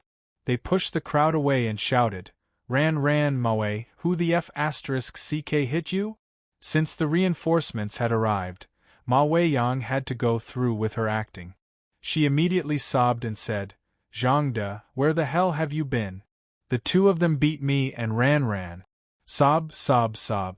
I have never been bullied by anyone in my life." After Zhang De and Fandaji rushed to Qin Ran and Ma Weiyang, they hurriedly asked, Ran Mawei, are you okay?" The others hurriedly wanted to help Ma Weiyang up, but Ma Weiyang stubbornly said, "I won't get up, I won't get up." Someone had already stepped forward and said, "Sister Mawei, Sister Qin Ran, who bullied you? We will help you. I want to see who the F***CK is tired of living." Ma Weiyang directly pointed at Yan Chaozong and his female partner opposite and said, "It's them." Fan Deming, Zhang De, and the others all looked at Yan Chaozong and his female partner at the same time. They instantly understood what was going on. It turned out that the one who bullied Qin Ran and Ma Weiyang was actually the young master of the Yin family. This was really interesting. Zhang De helped Ma Weiyang up and said, "Ma Wei, you get up first." This time, Ma Weiyang was not stubborn. The rich playboys of Siju City who surrounded them were concerned about them and asked if they were injured. At this moment, Yan Chaozong's mood was extremely depressed. No matter how stupid he was, he could see that the identity of these two women was not simple. Otherwise, these rich playboys of Siju City would not be so concerned about them. Young Master Yen, what is going on? If you don't give me an explanation today, then don't blame me for being rude to you, Fandaji said straightforwardly.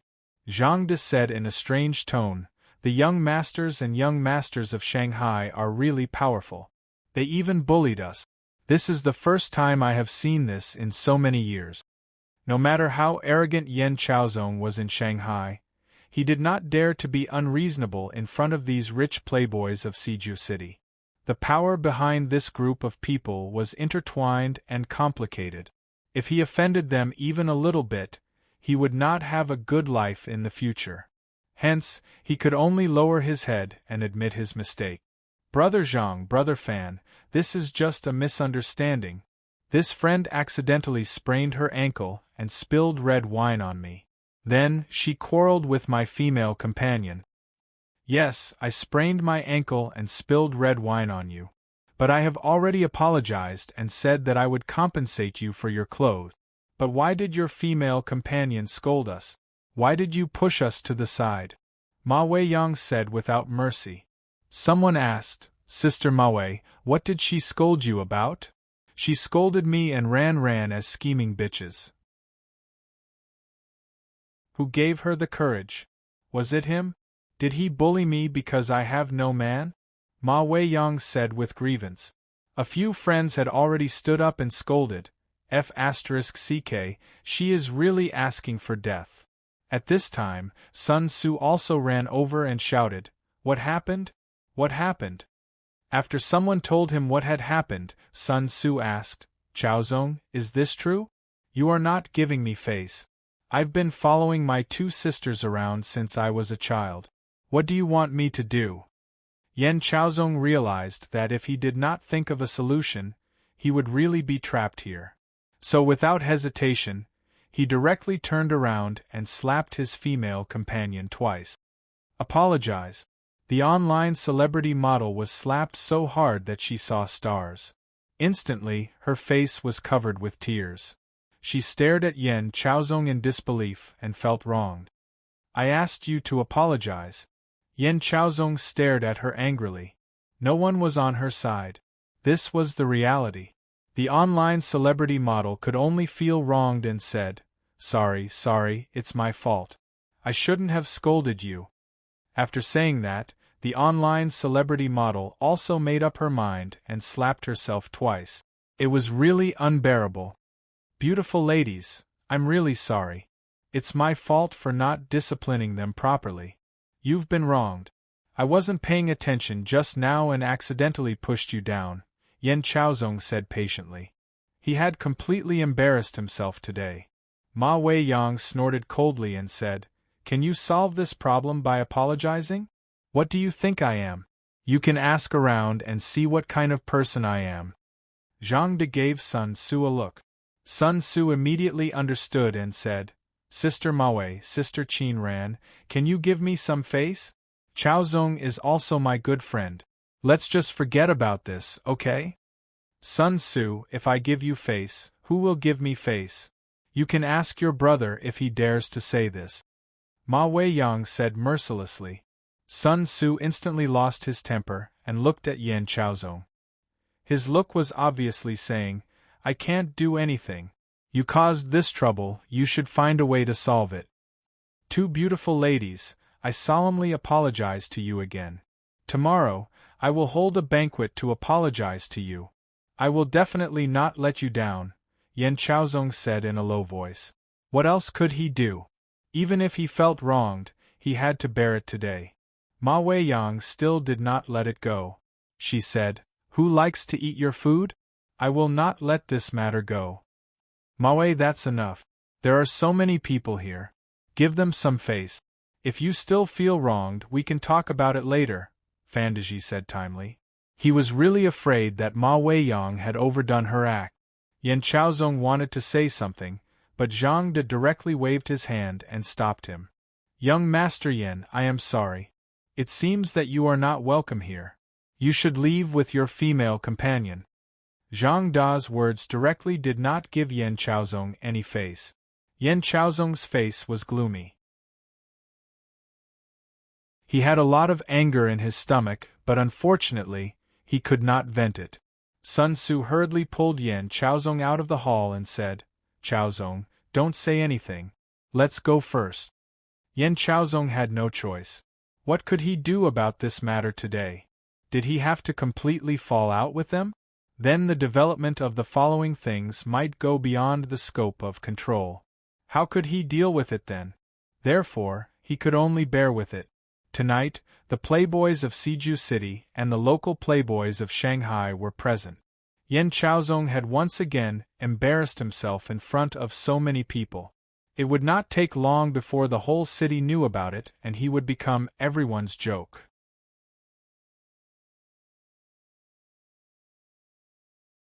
Chapter 239. Obviously not. Yan Chaozong left the villa in embarrassment. At this moment, what he regretted most was that he had promised Sun Tzu to come tonight. He had lost all his face. First, he was humiliated by Shen Sen in public. Then, he was bullied by the playboys in Siju City. However, he did not dare to say anything and had to apologize respectfully. Of course, he was not willing to go against so many playboys in Siju City for a woman and his face. Otherwise, the price he would have to pay would be unimaginable. As for Qin Ran, since she saw Yan Chaozong, she had been looking him up and down. At the same time, she restrained the anger in her heart. She was afraid that she could not help but make a scene. Therefore, Ma Weiyang was the one who made trouble, not her. In this way, the situation could be controlled. In these 2 days, Qin Ran also understood what Gongsun had said. With the old man's power, it was not difficult to deal with the Yan family. However, if she really did all these things for Qin Shing, what would Qin Shing think when he found out in the future? The deeper the scar, the further a man could go. Therefore, Qin Ran felt that this was all she could do. She would leave the rest to Qin Shing. When that day came, she could help Qin Shing in any way she wanted. After Yan Chaozong left the villa, this farce ended. Qin Ran and Ma Weiyang were surrounded by people, asking them how they were, whether they were injured, and so on. Some people even said that they wanted to get back at them and would not let it go so easily.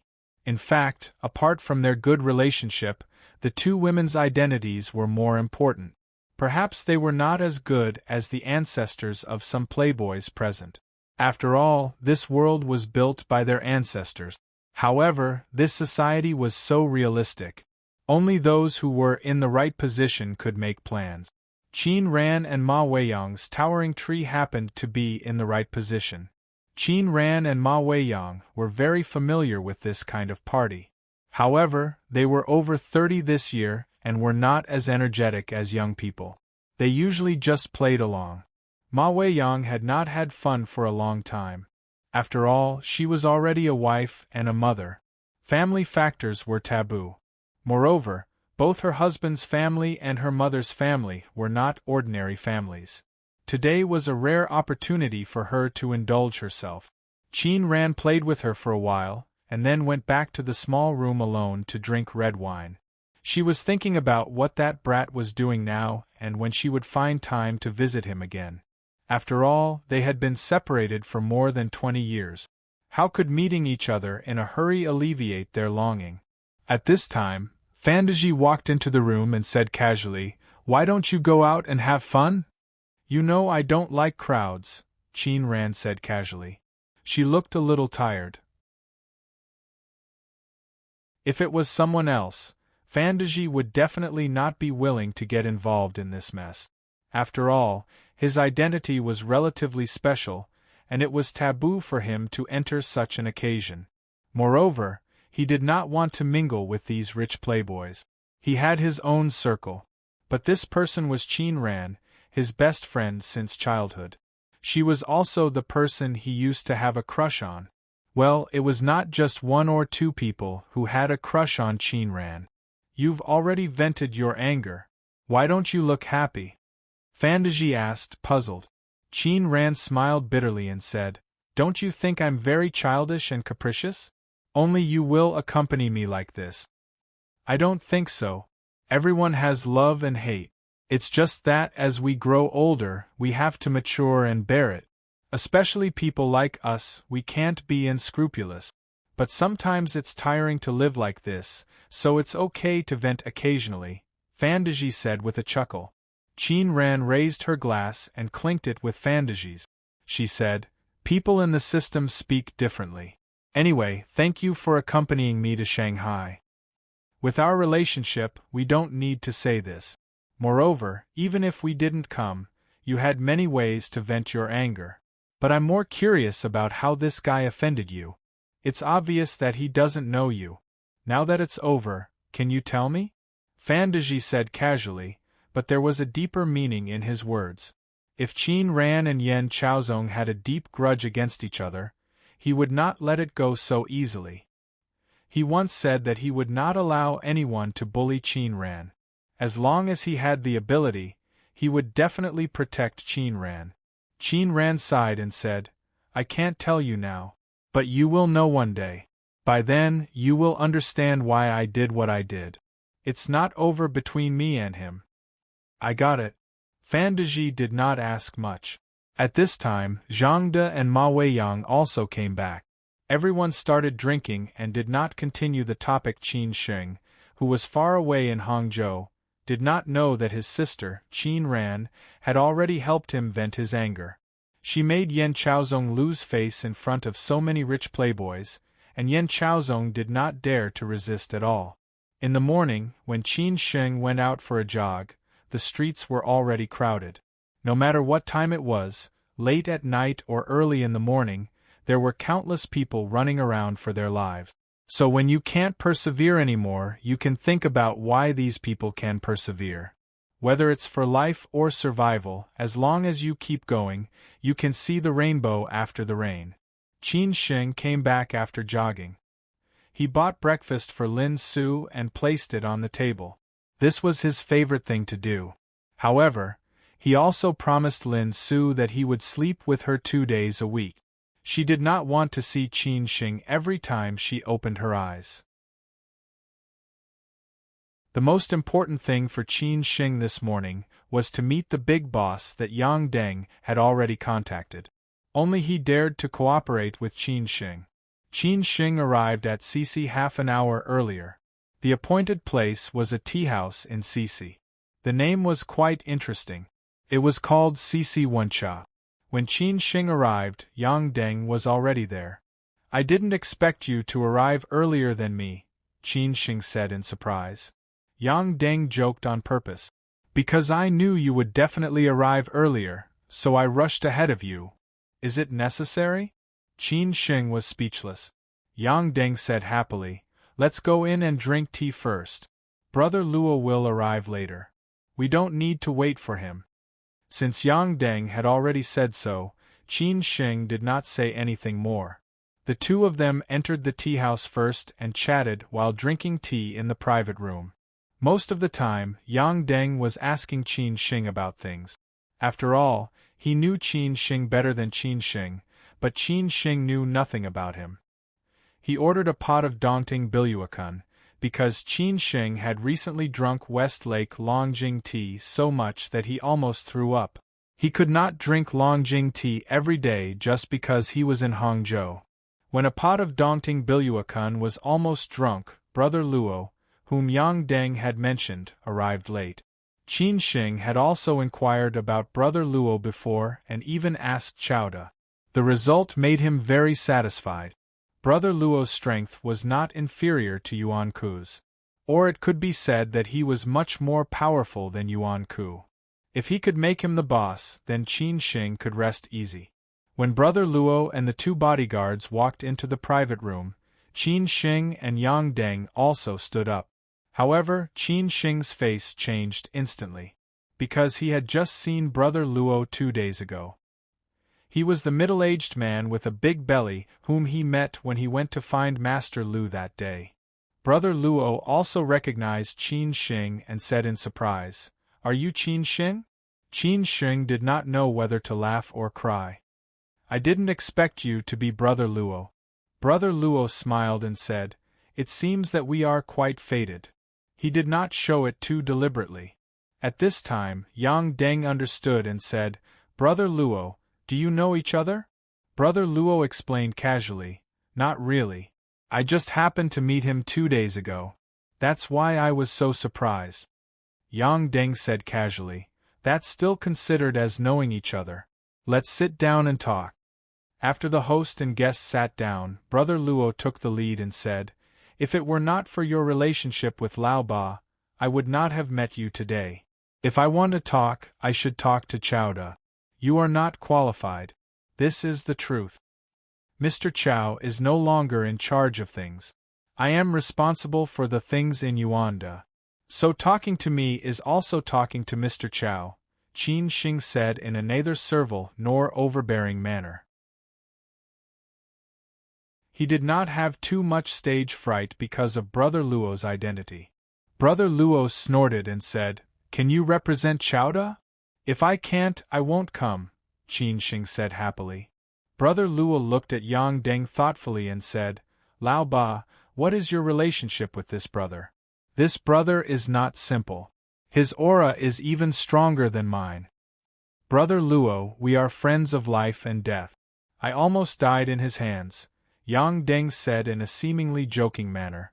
After Brother Luo heard this, he was stunned for a while before he came to his senses and said, Lao Ba, you are really unconventional.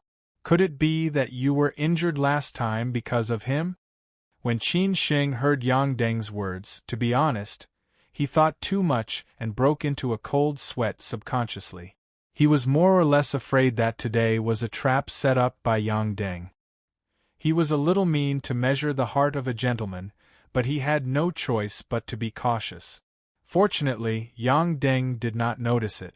Otherwise, he would be more or less disappointed. He smiled and said, My skills are not as good as others. There is no other way. Interesting. Brother Luo stared at Qin Sheng and said with interest, however, Qin Sheng, today I can come to see you because of Lao Ba, but it is not necessarily because of Lao Ba that I agree to cooperate with you. Let's talk business. What price can you give me? According to your rules, we can give you 2 points higher, Qin Sheng said directly. Brother Luo asked for an exorbitant price, 4 points higher. Deal. Qin Sheng did not give Brother Luo any chance at all and directly made the decision. Brother Luo was very surprised and said, Qin Sheng, are you sure? Do you know how much these 4 points are worth a year? Money is money when you can earn it. If you can't, then it is not money. Don't you think so, Brother Luo? Qin Sheng said with a smile. Brother Luo squinted and said, You young man, interesting. Since you are so forthright, this deal is done. I will send someone to sign the contract with you later. You can directly enter tonight. Brother Luo is also a forthright person. I hope we can get closer in the future. Qin Sheng took the initiative to reach out his hand and said. Even he did not expect this to go so smoothly. But Qin Sheng was very clear in his heart. Was it really his personal charm that conquered Brother Luo? Obviously not.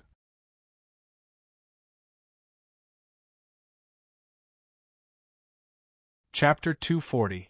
Amazing Third Master Wu was one of the magnates in Jiangxia. He had a great influence in Jiangxia and Shanghai. Therefore, there were many ruthless people under his banner. Brother Luo was one of them. In the early years, he was appreciated by Third Master Wu and began to get on the right track. What he ran were all gray industries. His security company was quite famous in Hangzhou and had cooperation with many high-end residential shopping malls. He was responsible for the security of many places under Third Master Wu's banner. A few years ago, he had quarreled with Yuan Ku several times in order to snatch customers. Therefore, he did not pay attention to Yuan Ku.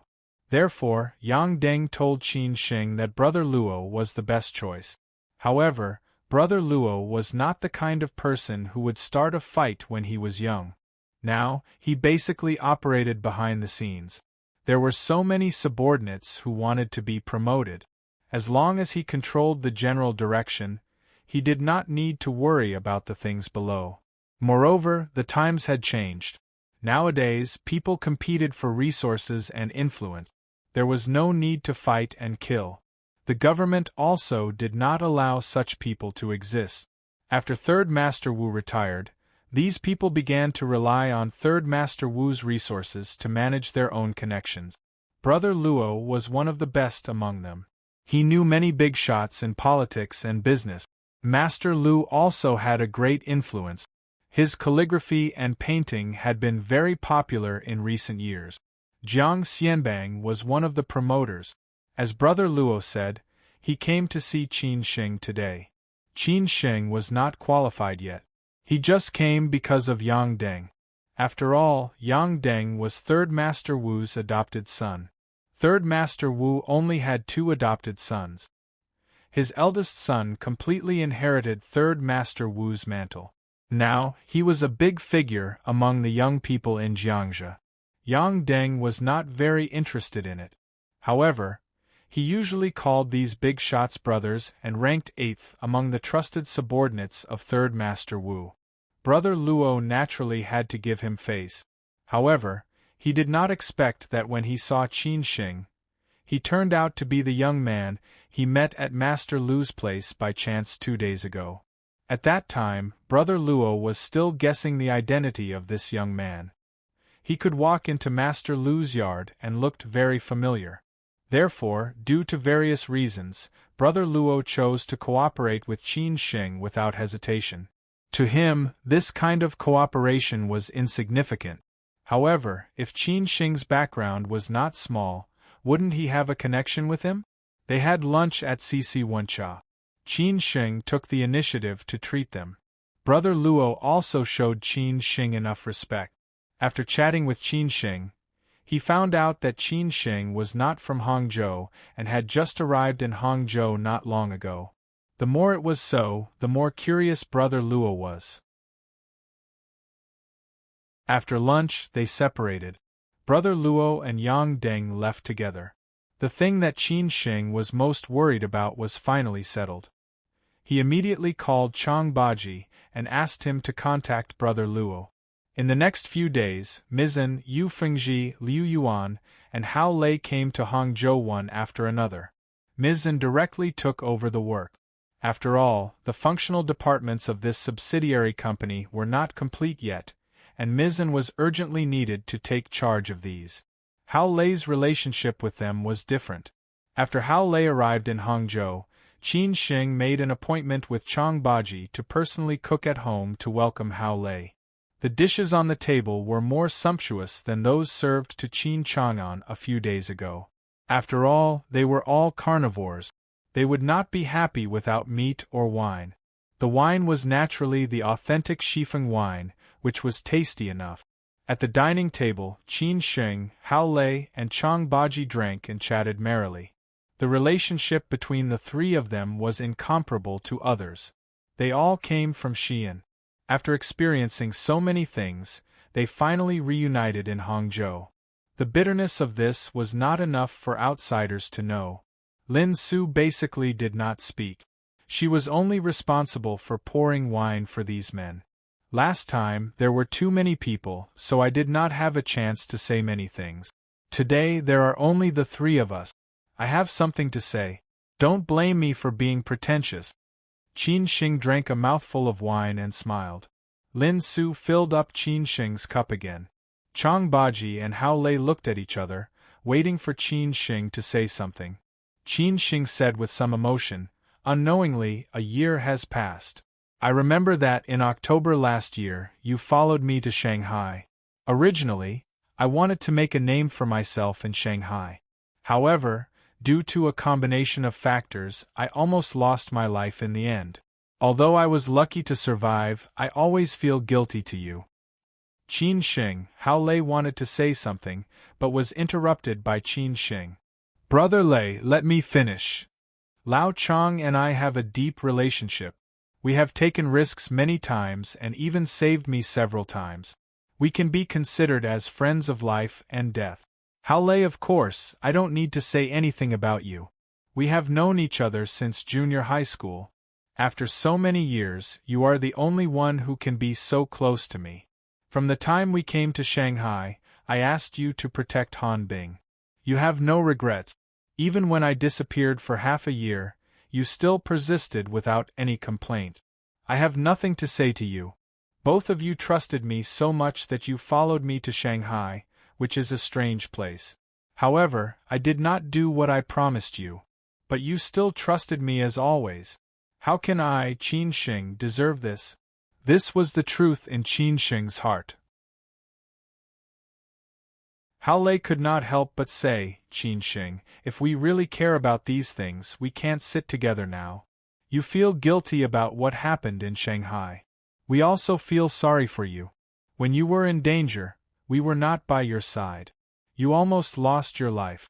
Fortunately, you survived. Otherwise, we will feel guilty for the rest of our lives. Maybe I was proud and arrogant in the past. I thought too much about many things. In the end, I fell into a trap of my own making. I can't blame others, but I never regret it. Qin Sheng looked at Lin Su beside him and smiled. Chang Baji raised his glass and said, These things are in the past. It is useless to say more. Now is a new beginning. It is much better than in Shanghai. What you need to do is to raise your head and move forward. How to lead us forward? After all, you do not only have us now, but also Lin Su. If you marry a chicken, follow the chicken. If you marry a dog, follow the dog.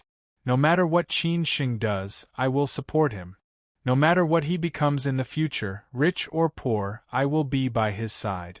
Lin Su pursed her lips and smiled. Qin Sheng was very touched. When it came to Lin Su, nothing he said would work. He had to respond to her with practical actions. He had to tell her that the man she chose did not let her down. Looking at Chang Baji, Qin Sheng took a deep breath and said, Well, Lao Chang is right. That is why Hao Lei just arrived in Hangzhou today. I want to take this opportunity to sit down and have a good talk with the few of us. Let's not talk about what happened in Shanghai. It is all in the past. Now in Hangzhou, it is a new beginning for us. No matter good or bad, as long as I can stand out, I will not treat you badly. You don't have to say this. We all believe you. Hao Lei raised his glass and said. Chang Baji said half-jokingly, I do hope that you can be awesome soon.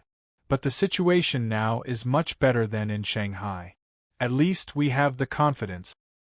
Well, Mr. Chow trusts me very much.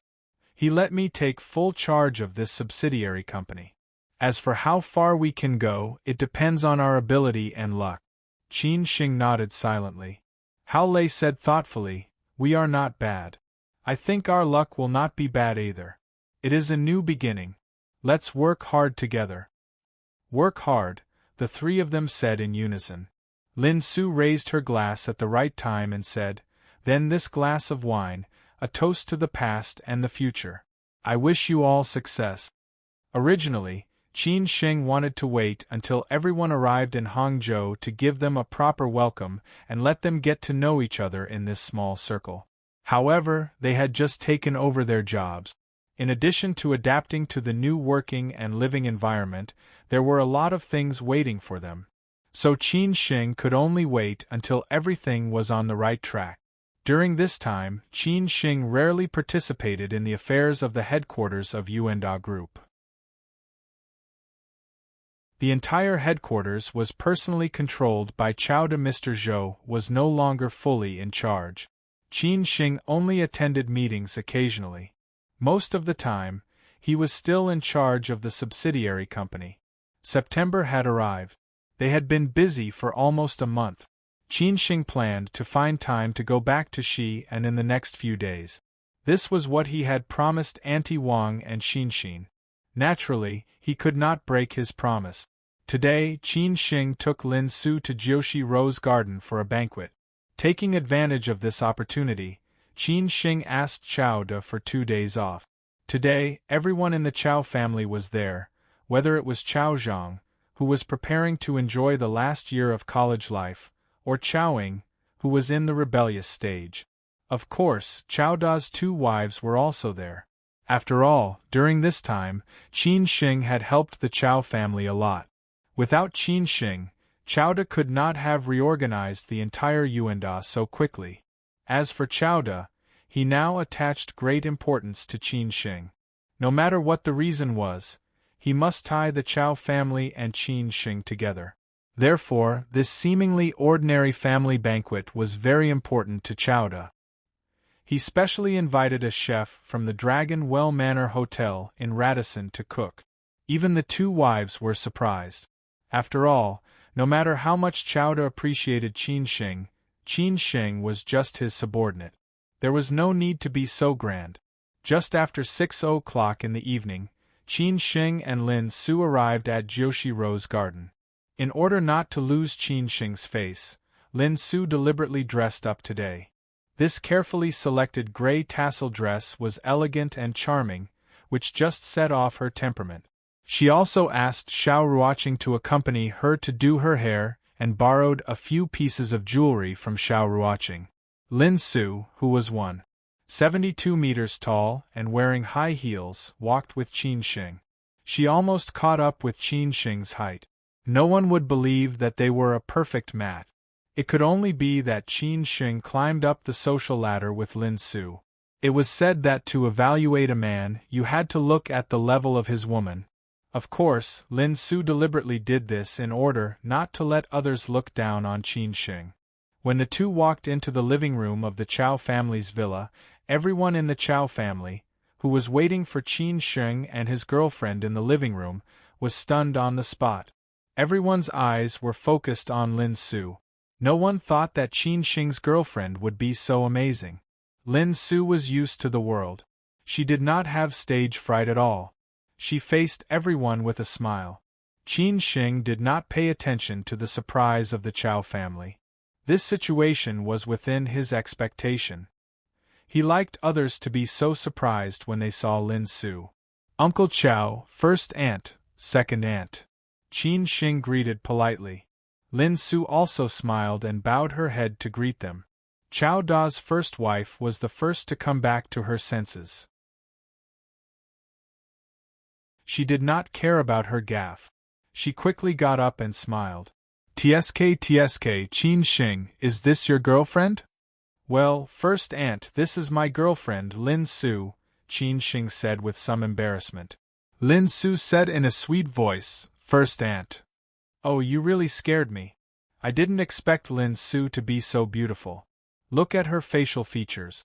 Come on, don't stand there. Sit down and talk," Chao Da's first wife said. Then she said to Chao Da, "What are you waiting for?" Chao Da, who was still in a daze, came back to his senses. He said somewhat awkwardly, sit down." Chao Da's second wife smiled and held Lin Su's hand, letting Lin Su sit between her and her elder sister. Chao Zhang, who was sitting below, had a whole new level of respect for Qin Shing. Qin Shing's girlfriend had really shocked him today. It had been a long time since he had seen such a beauty.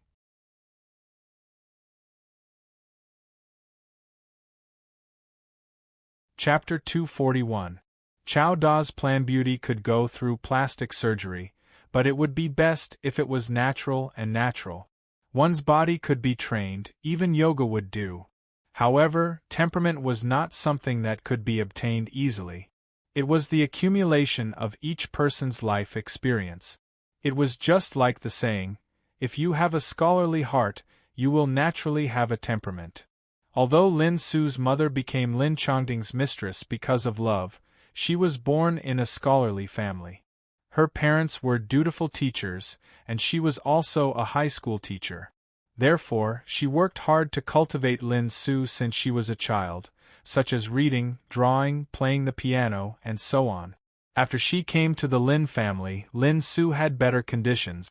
Lin Chongting was strict with her and let her learn a lot of skills.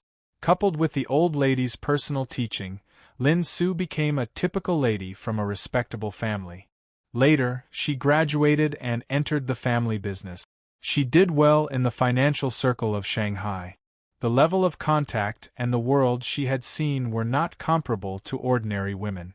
These experiences gradually made Lin Su have today's temperament. Even if she lived an ordinary life with Qin Shing, it could not hide her extraordinary temperament. Moreover, Lin Su was not a simple woman. Therefore, it was not difficult to understand why Lin Su, who was beautiful and temperament, stunned the Chow family after she dressed up carefully. Except for Chowda, the rest of the Chow family did not know Qin Shing's background. They all thought that Qin Shing was just an ordinary assistant hired by Chowda. Chowda appreciated his good ability, so he wanted to cultivate him. Therefore, before Qin Shing brought his girlfriend to the banquet, everyone guessed that Qin Shing's girlfriend was not much. She might be beautiful or elegant, but they were not as surprised as they were when they saw her. Chowda understood after he came to his senses. Now, he could accept any surprise brought by Qin Shing. After all, Qin Shing was Qin Chang'an's son. How could Qin Chang'an's son be ordinary? It was said that like father like son, the father was a hero and the son was a hero. No matter what, he would inherit Qin Chang'an's genes. It was reasonable for him to have such a girlfriend. Others might think that Qin Shing did not deserve Lin Su, but only he knew that Lin Su had found a treasure. However, Chowda was afraid that Qin Shing still did not know about his family background. If he returned to the Qin family one day, everything would be very different for him. Would he still choose Lin Su? Could Lin Su satisfy the Qin family? After thinking about it, Chowda felt that he was worrying too much. He could not control these things. Lin Su, who was sitting between Chowda's two wives, was held by the two women and asked about her well-being. The first wife, Ji Min, praised Lin Su's good skin and beautiful eyes. The second wife, Mi Na, asked Lin Su what kind of cosmetics she used. She said that her clothes looked good today, and where did she get it from?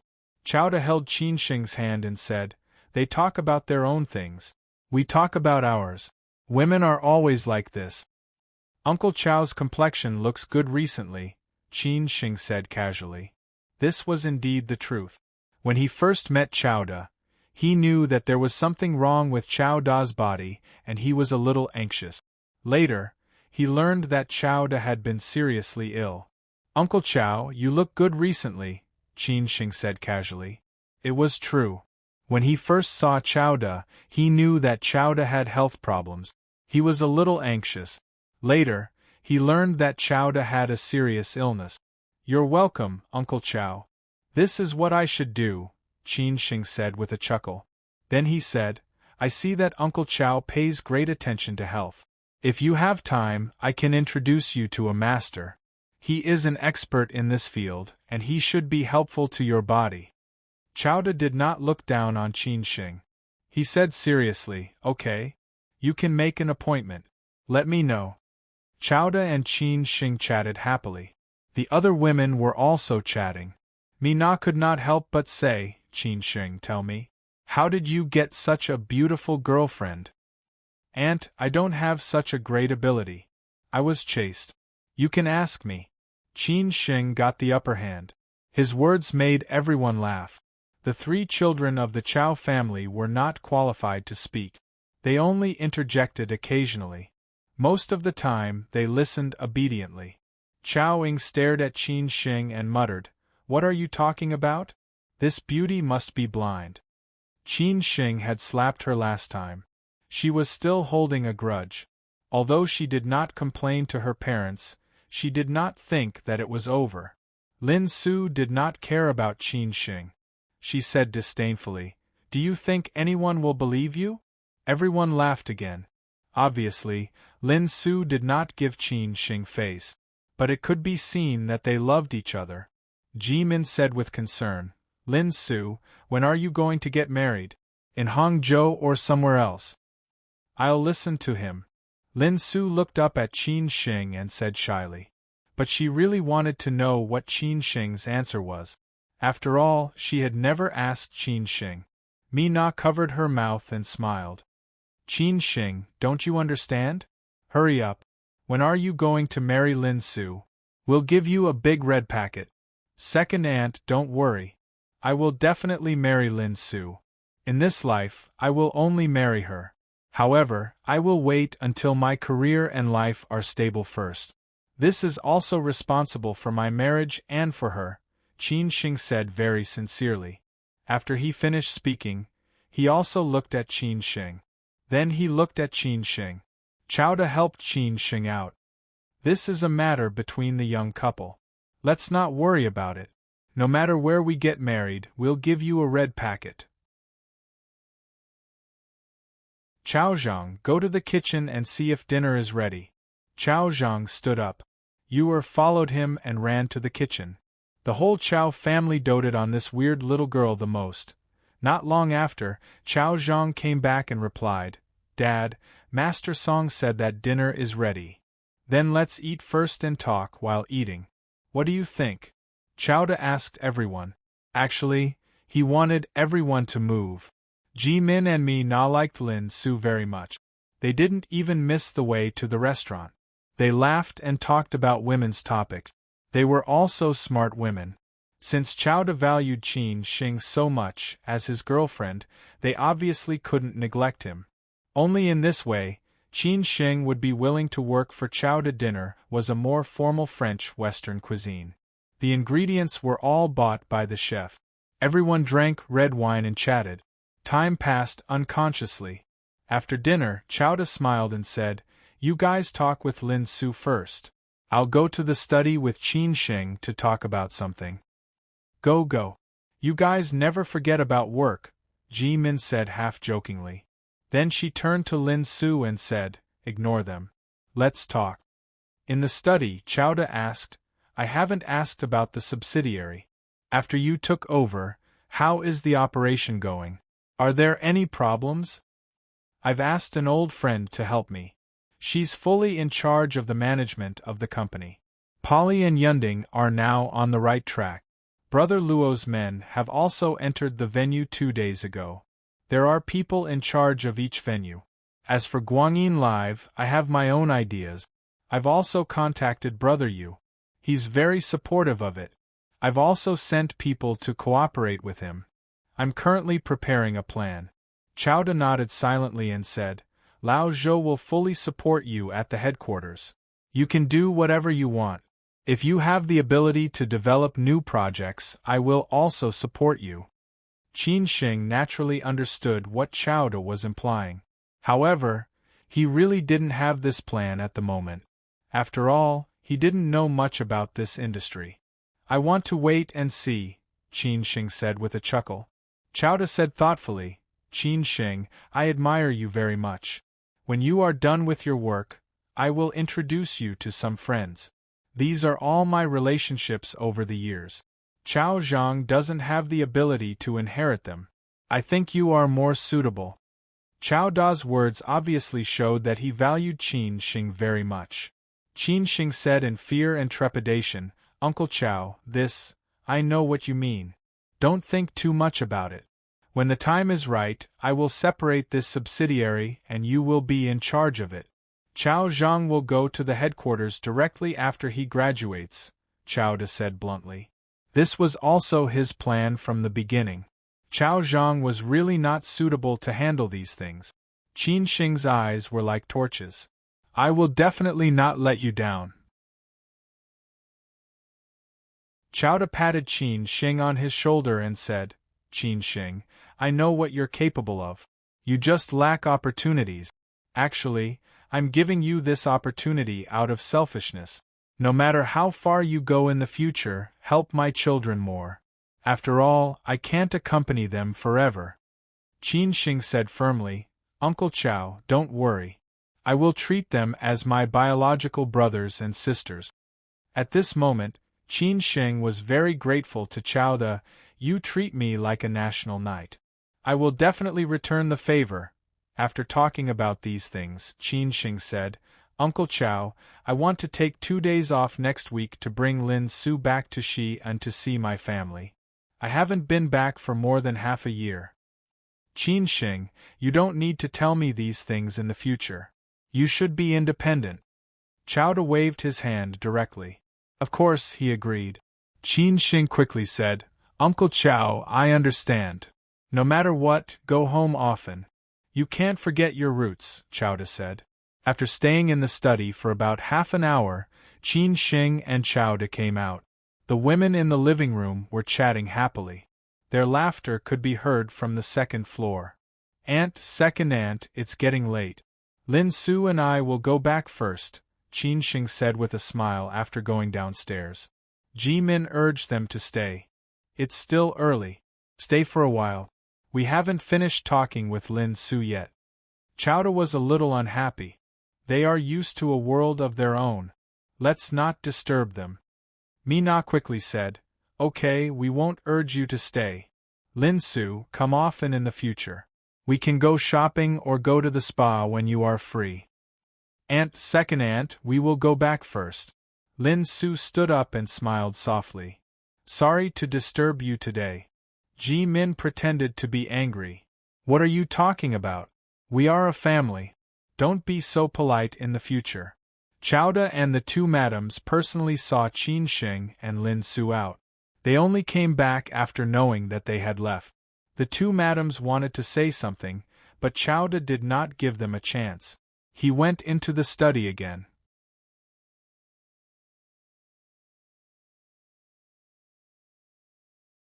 Chapter 242. Turning a big issue into a small issue. Qin Shing and Lin Su were chatting happily, talking about the interesting things about the Chow family. Lin Su joked with Qin Shing and said, When you become successful in the future, will you also be hugging a woman on both sides like Uncle Chow? Hearing this, Qin Shing immediately became nervous and quickly replied, I'm not as capable as Uncle Chow. I'm afraid that you will chase me down the street with a knife. Actually, I don't mind. Which man is not a playboy? This is how society is. Which woman doesn't like successful men? Only they can satisfy all the women's requirements, whether material or spiritual. My only request is that you can flirt with any woman. I don't mind you having feelings for them, but you are never allowed to bring them home, Lin Su said meaningfully, but he did not know whether it was true or not. Qin Shing did not dare to believe it. A woman's heart was like a needle at the bottom of the sea. Who knew if Lin Su was tricking him? If he showed any feelings, he might be punished by the family tonight. So Qin Shing quickly said, Don't worry, I'm not that kind of man. At this time, Chang Baji called. After Qin Shing answered the phone, his face became serious. Lin Su was confused and asked, What's wrong? Qin Shing thought for a moment and replied, I'll send you home first, there's something I need to deal with. No need, I can just take a taxi. Lin Su shook her head. She could tell that something must have happened. That was why Qin Shing was so nervous. Qin Shing finally decided to let Lin Su drive back. He directly took a taxi to Poly International. He did not think that there would be such a coincidence. Poly International had not been in trouble for a long time. Why did it happen when it was on the right track? Someone must have played a trick. The cause of the incident was very simple. Two groups of customers made trouble after drinking. After a fight, they directly called the police. If the police were alerted, Poly International's business would definitely be affected. After thinking about it, Qin Shing finally decided to call Xue Qingyan's childhood friend, Fang Jianping. After all, the only person he knew in the political and legal department was Director Fang. Fang Jianping happened to be in the municipal bureau. He just wanted to suppress this incident and not let the police car arrive at the entrance of Poly International. When Qin Shing dialed the number, Fang Jianping happened to be having a gathering with several branch leaders. After hesitating for a moment, he went out and answered the phone. He said politely, Qin Shing, it's been so long. You're finally willing to call me. Logically speaking, it should be Fang Jianping, the local tyrant, who called Qin Shing. However, Fang Jianping had been too busy with work recently. He was handling the handover of work. After all, he was going to the provincial office. However, he was a high-ranking leader after all, so he naturally knew how to speak. Otherwise, how could he open the conversation? Brother Fong, I'm really sorry to bother you. I won't stand on ceremony with you. I have something to ask of you. Is it convenient for you? Qin Shing did not dare to waste any more time. The police in Hangzhou were very fast. If he waited until he made the call, the police car would have arrived at the entrance of Poly International. Then, the loss would outweigh the gain. Although Fang Jianping was not used to Qin Shing's directness, he was Xue Qingyan's brother after all. Fang Jianping had to take care of him, so he said, "You first." Qin Shing directly narrated the matter of Poly International. He did not hide his identity as the boss of the company behind Poly International. He did not want Fang Jianping to be dissatisfied later. His request for help was to cancel the dispatch of the police. Fang Jianchuan frowned slightly and said, "Qin Shing, there are some rules that you may not understand. Although it is a small matter, I'm afraid that someone will take advantage of it." Brother Fang, I know what you mean. We can send the parties involved there. At the same time, we can bring the surveillance video and the witnesses there. We can cooperate with the police. Qin Shing did not wait for Fang Jianping to finish and directly said his idea. Fang Jianping heard this and felt quite comfortable. He said in a low voice, "You belong to the Uptown area. The leader of the Uptown branch is having a meal with me. I'll just say hello. You can handle the rest." Qin Shing heard this and quickly thanked him. "Brother Fang, thank you. I'll buy you a drink next time." "You're welcome." Fang Jianping hung up the phone. Then he quickly walked into the private room and called out the leader of the Uptown branch. After telling the cause of the matter, the leader chuckled and said, "Lao Fang, to tell you the truth, I arranged for the dispatch of the police at Poly International. Someone told me. To put it bluntly, they wanted to disgust Poly International. I don't have the guts to make a big move. So I want to know your relationship with them." Because the leader had a good relationship with Fang Jianping, he said it bluntly. After listening, Fang Jianping understood that it was not that simple. He could not help but frown and replied, "The boss of the company behind Poly International is my brother." "Okay, I got it." The leader smiled faintly and then directly dialed the number. After a few simple words, he directly hung up the phone. At this time, the two police cars were just a few more traffic lights away from the entrance of Poly International. Although they were not cracking down on pornography and illegal publications, Poly International would be greatly affected if they made such a scene. The person behind this was really calculative. "Well, Lao Fang, they have already gone back. I'm really sorry about this matter," the leader said very politely. These were the unspoken rules of society. Fang Jianping had been in this industry for so many years, how could he not know? He casually said, "Director Liu, you are too polite. Based on our relationship, you go in first. I will continue to drink with you after I make a phone call. Oh, by the way, which police station sent the police?" After telling Fang Jianping, Director Liu directly returned to the private room. Fang Jianping immediately called Qin Shing and said, "Well, it has been handled. You just need to send them to Xiaoying police station." Qin Shing, who was on the way to Poly International, was overjoyed after hearing this. He quickly said, "Brother Fang, thank you. I am really sorry to trouble you." "It's okay. Then I will go first. I will contact you later," Fang Jianping casually said. But he was somewhat curious about Qin Shing. He had just arrived in Hangzhou not long ago. How did he get involved in these things? He had to ask Xue Qingyan later. When Qin Shing arrived at Poly International, it was already 20 minutes later. Chang Baji had already asked Gu Xiaobo and the security guards to send both sides of the trouble to the police station. The attitude of both sides of the trouble was very bad. Chang Baji was not polite to them. No matter what kind of guests they were, he controlled them all and sent them away. The situation was still considered to be under control.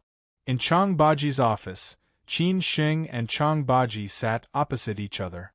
Chang Baji joked, "You are quite efficient. You solved the matter in a few minutes." Qin Sheng sighed and said, "It is not that simple. When I just arrived in Hangzhou, Sister Shui introduced me to one of her childhood friends. This person works in the municipal bureau. Coincidentally, he is having dinner with the bureau leader of the Uptown district tonight, so he solved the matter conveniently." "Oh, no matter what, as long as it is solved, we are not like Qian Buping, who has been working here for so many years and has more powerful connections. What we lack now is these resources. In the future we can't always trouble others, right?" Chang Baji said worriedly. Qin Sheng said thoughtfully, "What you said is also what I have considered, so I have to think of a way. Don't worry about Yunding International. As long as it is not too big of a problem, Song Wei should be able to solve it. This matter cannot be solved in a day. We have to do it step by step. But tonight's matter is a little strange. The two private rooms are so far away from each other, but the guests here went to the wrong room. I think someone has an ulterior motive," Chang Baji said seriously. Qin Sheng thought for a while and said, "Remember all the troublemakers tonight. Later, find someone to investigate and find out who is the mastermind behind it." "You don't need to tell me, I know what to do," Chang Baji said playfully. Qin Sheng then said, "As for Brother Luo, you can find a way to get familiar with him. If we don't make use of his resources, the money we give to them every year will be wasted. I will find a way to get to know some politicians." "Okay, I got it," Chang Baji nodded silently. Now that the subsidiary was on the right track, and there were people in charge of all aspects, Qin Sheng did not need to worry about anything anymore and could do other things. "By the way, I will go back to Xi'an in 2 days. You will be in charge here," Qin Sheng said.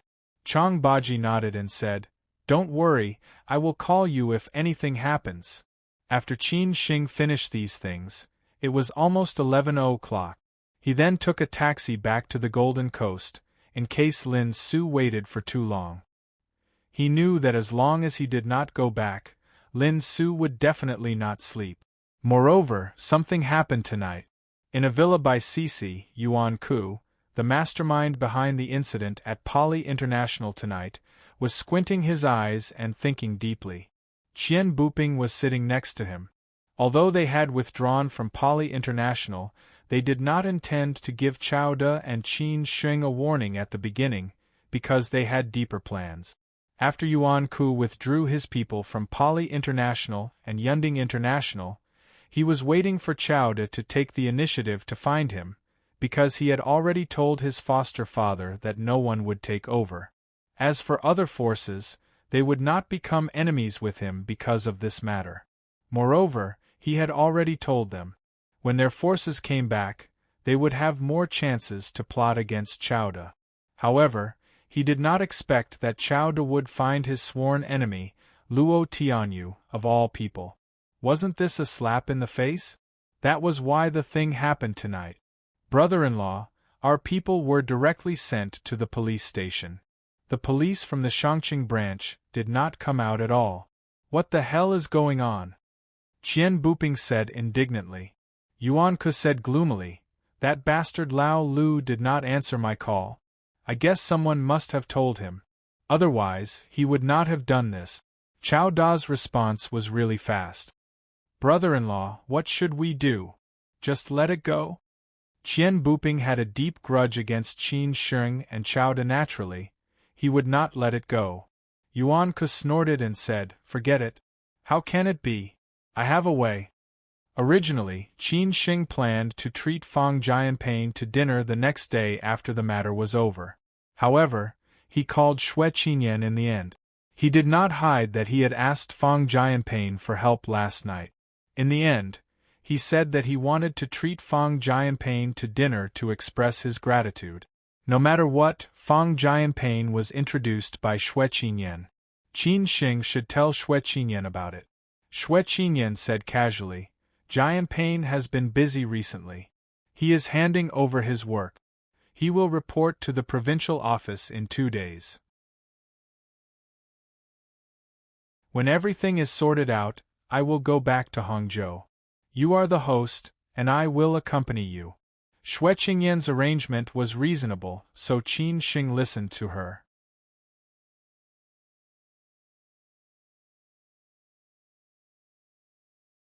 Chapter 243. Meet the mother-in-law and daughter-in-law, sorry to make up for yesterday's update. Qin Xing felt that his biggest mistake was calling Auntie Wang and Xinxin after he woke up, which made them worry for half a year again. When he left Xiamen, he should have gone back to Xi'an to see Auntie Wang immediately. However, he was too anxious and confused at that time, so he wanted to settle down in Hangzhou first. Later, things happened one after another, so he didn't have time to go back to Xi'an until now. Fortunately, when he was in trouble, Han Bing and Hao Lei were smart and chose to hide it after discussion. Han Bing told Xinxin that Qin Xing would be arranged by the company for closed-door training.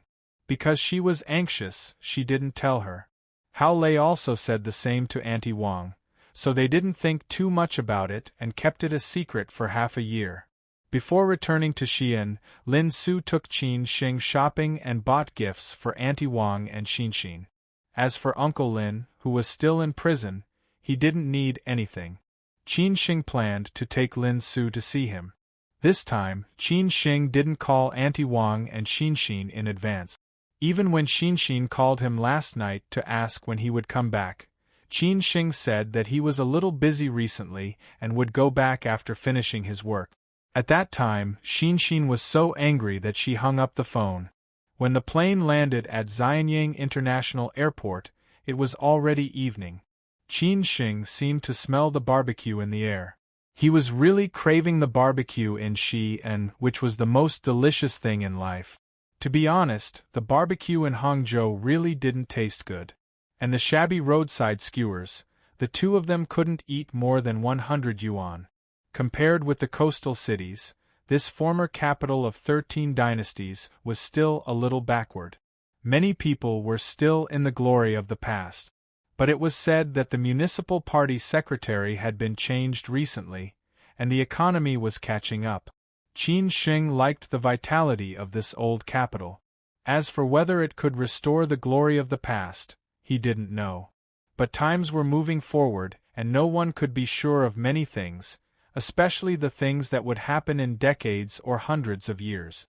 This was not the first time Lin Su had come to Xi'an. She had traveled here before. After all, the reputation of the 4 ancient capitals attracted many tourists every year. Many people wanted to pursue the golden age of the Zhou, Qin, Han, and Tang dynasties. However, if tourists who really liked history came to Xi'an, this city would definitely not disappoint them. Lin Su had visited most of the scenic spots in Xi'an. She stayed in Xi'an for a week, from the Terracotta Army of Mount Hua in the east to the Famen Temple in the west, from the Mausoleum of the Yellow Emperor in the north to the blessed land of the Zhongnan Mountains in the south. In just a week, she almost didn't stop and felt the precipitation of this city. He made an appointment with Didi in advance. The taxi market in Xi'an was very messy, especially at the train station and the airport. Tourists from other places were easily cheated, which was rare in many provincial capitals. If a ruler wanted to be recognized in a city, in addition to developing the necessary economy, the people's livelihood was the most direct problem. Unfortunately, there were too many people who did not do anything. Home is always home. I came to this city when I was 6 and went to Shanghai when I was 19. I have stayed in this city for 13 years. Although I was not born here, I have long regarded Xi'an as my home. In the future, this will only be my home. Sitting in the Didi on the way back to the city, Qin Xing and Lin Su looked at the night view outside the window and seemed to be chatting casually. Lin Su held Qin Xing's arm tightly and leaned on his shoulder. In this strange city, Lin Su was more dependent on Qin Xing. She felt somewhat uneasy. Although Auntie Wang was only Qin Sheng's adoptive parents, they treated Qin Shing as their own son. Therefore, Lin Su was not very confident when she went back to Xi'an to meet his parents. Although in many people's eyes she was very outstanding, any woman would feel the same at this time. Lin Su joked, "You are afraid of home, right?" "That's true. After graduation, the number of times I go back to Xi'an is getting less and less. I suddenly think of it, in the past 4 years, this is only the 3rd time I come back," Qin Shing said with emotion. Most people lived where they were born. Some of them left their homeland and found a place to settle down again. In the end, they grew old there or returned to their hometown in their later years. There were also some people who wandered from place to place and finally settled down when they were old. Qin Shing should belong to the last kind. "I guess in the future you will come back less often," Lin Su said half-jokingly. Qin Shing squinted and said, "Maybe. But I haven't been to Xi'an for several years, and I haven't felt the taste of the new year for several years. Therefore, I want to spend the new year in Xi'an this year." "Okay, I will come back with you to celebrate the new year," Lin Su said very gently. Qin Shing smiled faintly and did not say anything. Now they depended on each other. Qin Shing did not have a real home, and Lin Su had a home but could not go back. The two of them could be said to be in the same boat. On the way, Qin Shing introduced Xi'an to Lin Su. Compared with the last time she came to Xi'an, Qin Shing was more professional. When they arrived at Xujiang New District, the night view here was different from other places.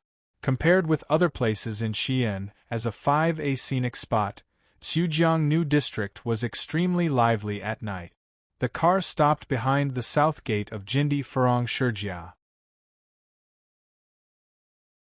Qin Shing and Lin Su dragged their luggage and walked in. The security guard at the gate still remembered Qin Shing. After a polite greeting, he let Qin Shing in. On the way to the community, Lin Su was a little nervous and said, "What if Auntie Wang and Qin Shing don't like me? How is it possible? You are so excellent, Auntie Wang must be secretly smiling," Qin Shing said with relief. Lin Su then said, "Is it appropriate to stay in your house for the first time when I meet your parents?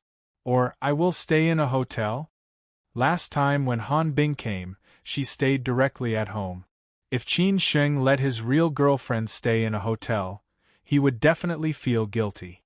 Qin Shing did not expect that Lin Su, who was very smart in the past, was a little restless at this time. He said helplessly, "You are so long-winded. Listen to me, or I will sell you to an old bachelor in Qinling." "Are you willing to do that?" Lin Su covered her mouth and smiled. When they went downstairs, Qin Shing took a few deep breaths and pressed the door lock. However, after several times, no one opened the door. Qin Shing estimated that Auntie Wang and Qin Xin were definitely not there. He was somewhat disappointed. He wanted to give them a surprise, but he did not expect that it would be difficult to go home. Lin Su, who was next to him, was already smiling like a flower. Qin Shing had no choice but to call Auntie Wang. "Qin Shing, I haven't called you for a long time," Wang Li complained when the phone was just connected. Although Qin Shing was raised by the Lin family and Wang Li also treated Qin Shing as her own son, after all, he was not her biological son. Qin Shing did not rely on the Lin family like a biological son. Maybe Qin Shing was used to being independent. Qin Shing said with some guilt, "Auntie, I have been too busy recently. By the way, where are you?" "I am taking a walk with Xinxin by the South Lake." "What's wrong?" Wang Li said truthfully. These days the weather was not as sultry as a few days ago. So at night, she took Xinxin for a walk by the South Lake in Xujiang. Qin Shing did not know whether to laugh or cry. "Auntie, I am downstairs in the residential area.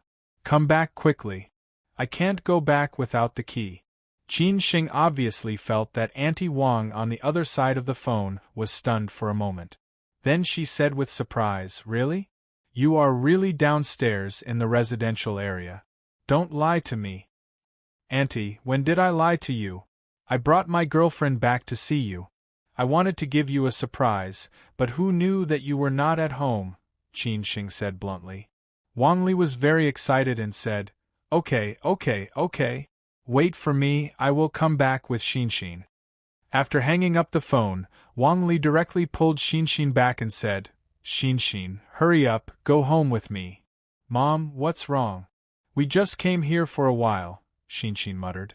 Wang Li replied, Your brother brought his girlfriend back. They are downstairs in the residential area. Hurry up, don't let them wait for too long. Really? Xinxin said in shock. So the mother and daughter quickly stopped a car and rushed back. Although it was only a 10-minute walk, Wang Li did not want to waste even a minute. Who asked Qin Sheng to come back with his girlfriend this time? But she knew that it was not Han Bing. After all, Xinxin had told her before that Han Bing was not Qin Sheng's girlfriend. His girlfriend was someone else. Although Wang Li liked Han Bing very much and Han Bing often called them, she could not control Qin Sheng's feelings.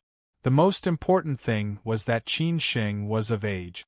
She wanted to give Qin Sheng a baby as soon as possible. But Xinxin was still young and had to wait for a few years.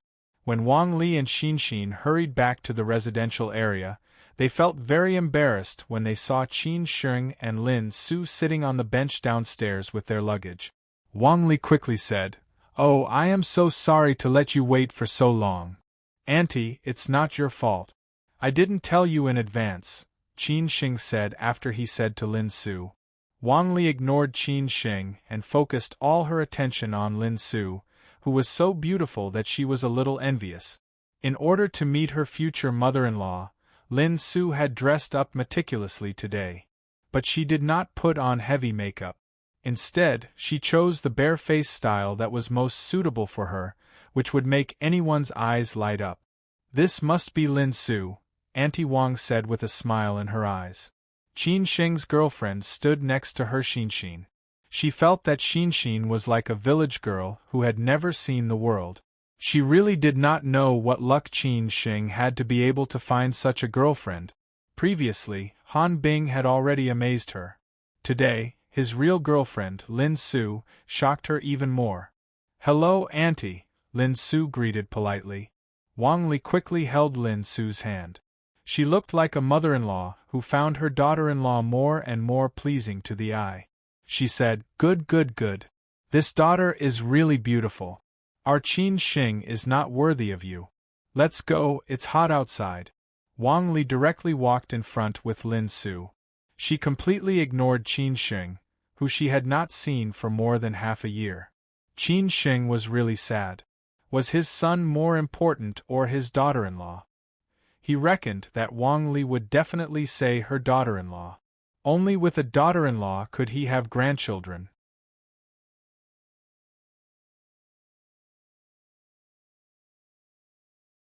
Chapter 244. What do you know?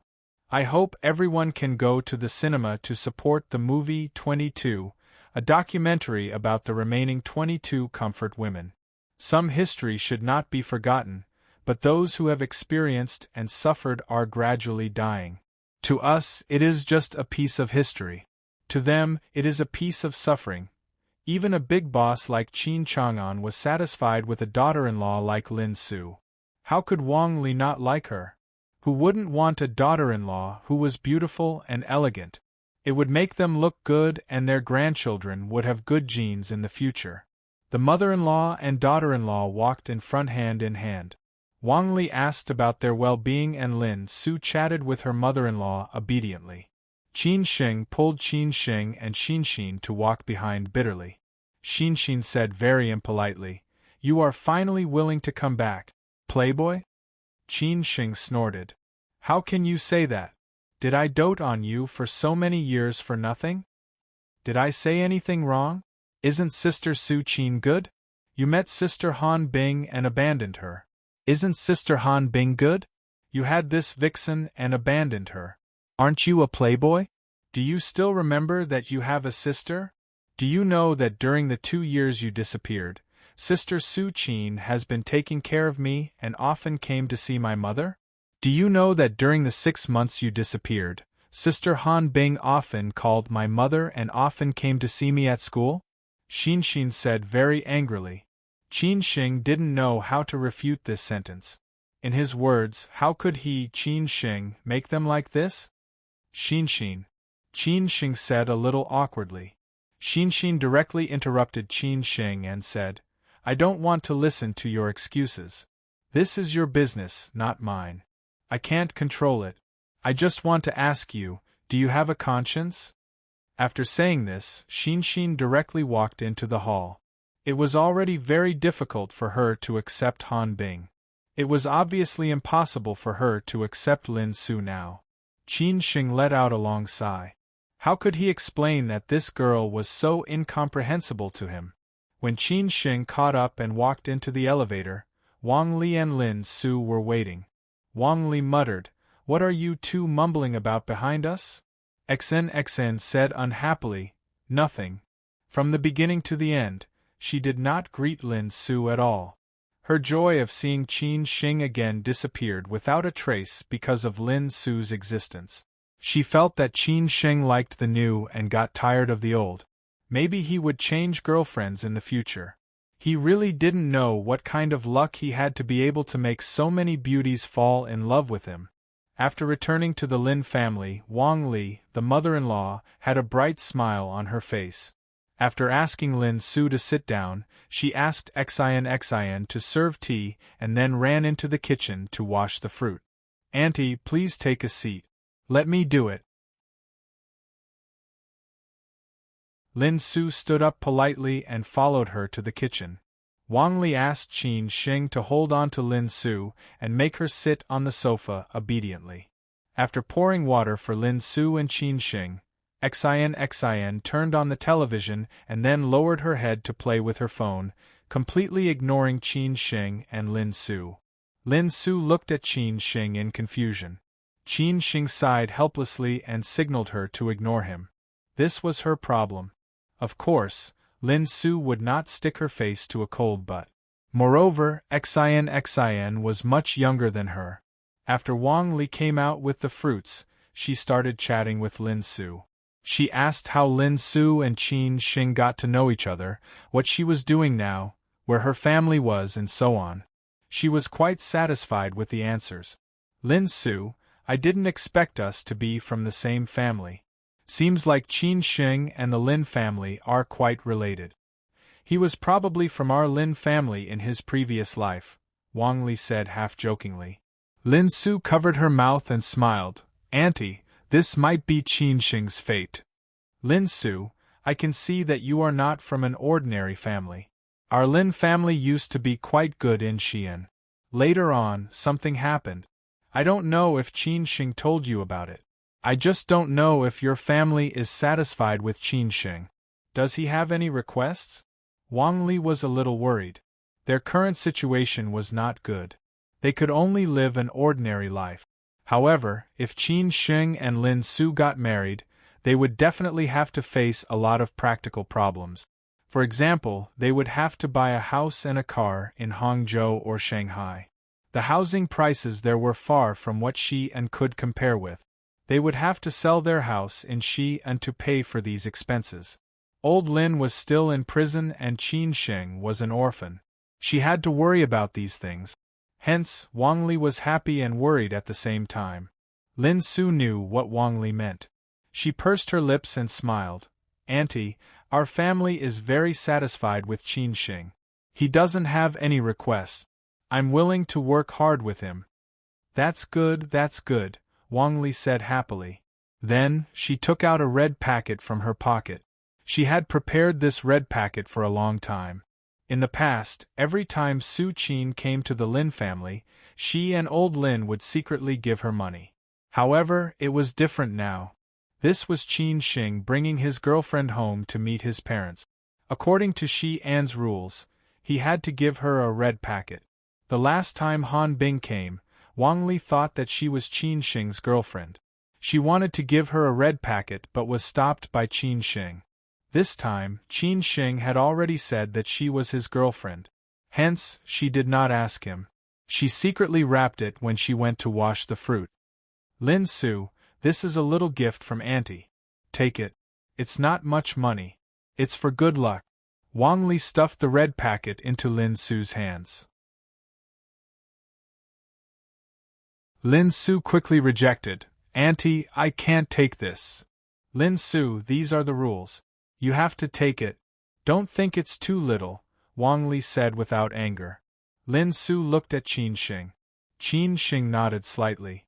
Lin Su then took the red packet and said, "Thank you, Auntie." Then, Lin Su opened her suitcase and took out all the gifts. She said, "Auntie, these are all gifts for you and Xinxin. They are also my gift." "Thank you, Auntie." Wang Li quickly took it. No matter how expensive or heavy the gifts were, the feeling was naturally different. Xinxin, who had been playing with her phone, rejected directly, "I don't want it." Her words made the harmonious atmosphere turn awkward in an instant. "Child, what are you doing?" Wang Li immediately reprimanded. Xinxin was too lazy to explain. She stood up directly and said, "I'm sleepy. I'll sleep first. You guys talk." She did not give Lin Su any face at all. She also did not care about the existence of Qin Xing and Wang Li. Wang Li was very angry, but she still explained, "This girl has been in a bad mood recently. We don't need to care about her." Qin Xing said with a gloomy face, "Lin Su, you chat with Auntie first. I'll go in and see Xinxin." Lin Su nodded and continued to chat with Auntie Wang. Qin Xing walked to the door of Xinxin's room. He lightly knocked on the door a few times, but there was no response from Xinxin. Qin Xing tried and found that the door was not locked from the inside. He directly pushed the door open and entered. "What's the matter?" Xinxin, who was lying on the bed and hugging the big black bear, snorted coldly. Qin Xing bought the black bear for her with the money he earned during the summer vacation of his freshman year. It had been with her for 6 or 7 years. Qin Xing originally wanted to be polite, but seeing Xinxin's attitude, he instantly felt defeated and angry. He felt that Xinxin was no longer a child, so there was nothing to hide. He directly said, "If you are dissatisfied with me, I won't blame you for anything you do, because you are my sister. But I don't want you to treat Lin Su like this." "Oh, you can't help it anymore?" Xinxin mocked. Qin Xing said firmly, "Lin Xian, many things are not what you think they are. What do you know? What you see is always one-sided. Do you understand my life? Do you know what I've been through these years? Do you know the story between me and them? You don't know anything. Then what right do you have to criticize me?" It seemed that Qin Xing had not lost his temper at Xinxin for a long time. It was rare to see him call Lin Xian so seriously. He had always doted on Xinxin. Even if she made a mistake, he would take the initiative to take the blame. But today, he did not want Xinxin to be so willful. "You are angry at me because of her?" Xinxin was a little surprised and tears came out immediately. Qin Xing did not comfort her. Instead, he continued, "Do you know that the woman sitting on the sofa outside was by my side during the 2 lowest points of my life? Do you know why I disappeared for the past 6 months? Because I had a trip to the gates of hell. It was she who stayed by my side for the past 6 months, from the hospital to Hefei, from Hefei to Xiamen, from Xiamen to Hangzhou. Without her, I might be a useless person. For me, she broke with the whole family. For me, she gave up everything in her life. I can let anyone down, but I can never let her down." "Brother, what do you mean? Explain to me clearly, what on earth have you been through in the past 6 months? Xian was stunned by Qin Xing's words, especially when he heard that he had a trip to the gates of hell and that he might be a useless person. Qin Xing shook his head and said, "You will know one day. I only hope that you can understand me." After saying that, Qin Xing sighed and turned to leave the room, leaving Xinxin behind with red eyes.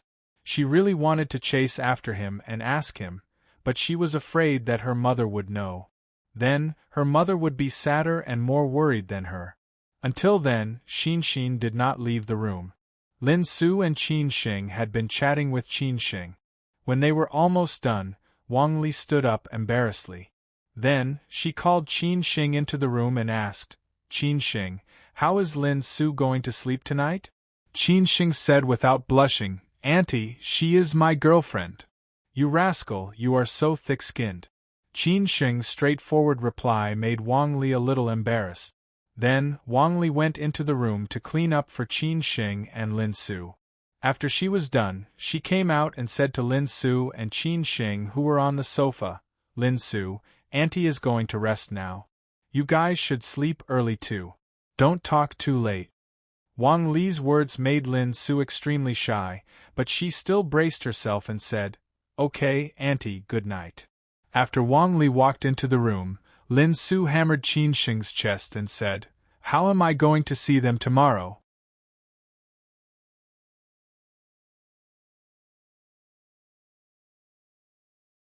Chapter 245.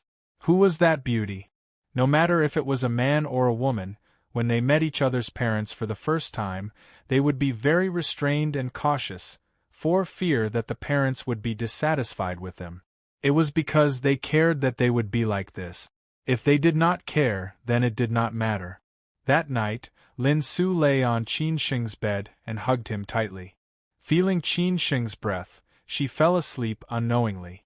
She felt that she had slept very soundly, even more soundly than her own apartment in Shanghai. Perhaps it was because she was used to having Qin Shing by her side. The next morning, Qin Shing got up when the sky was slightly bright. He did not dare to wake her up. He wanted her to sleep a little longer. When he finished washing up and came out, Wang Li was already cooking porridge in the kitchen. "Why didn't you sleep a little longer? Why did you wake up so early?" Wang Li was a little surprised. Although she knew that Qin Shing had a very regular schedule since he was young, sleeping early and waking up early, never sleeping in or staying up late. After all, she had not lived with Qin Shing for a few years and did not know his lifestyle. Qin Shing said with a smile, "To accompany you out for a walk?" Wang Li would take a walk by the South Lake every morning and evening, unless it was windy, rainy, bad weather, or she had something to do. When the Lin family fell behind, her fate changed. Fortunately, Qin Shing and Qin Xin had grown up. Otherwise, it would have been too difficult for her to take care of the two children by herself. "Okay, I only cooked some porridge.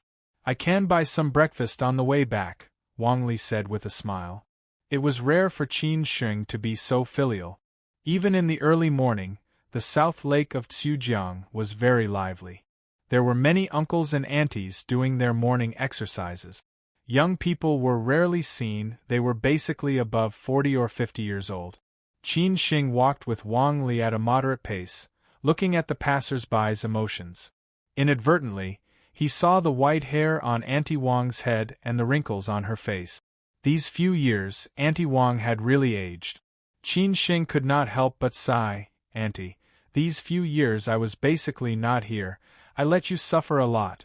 In the future, I will not disappear for no reason anymore, I will come back to see you often. I can also take care of Xin in Shanghai, so you don't have to be so tired anymore. Just take good care of yourself, go out when you have nothing to do. As for Uncle Lin's matter, when I have a certain level of ability, I will definitely help Uncle Lin clear his name." Hearing Qin Shing's words, Wang Li was stunned for a moment. Then, she said in a very gratified manner, "Qin Shing, you've really grown up. Since young, you've been smarter and more independent than others. Auntie knows that you're not someone who's content with your place. Although Auntie doesn't know about your life outside and Auntie can't help you with anything now, as long as you need help, you can call Auntie anytime." Qin Shing said very sincerely, "Auntie, I know you worry a lot about me. I'm no longer the silent child I used to be. It's my turn to take care of you in the future." His words warmed Wang Li's heart.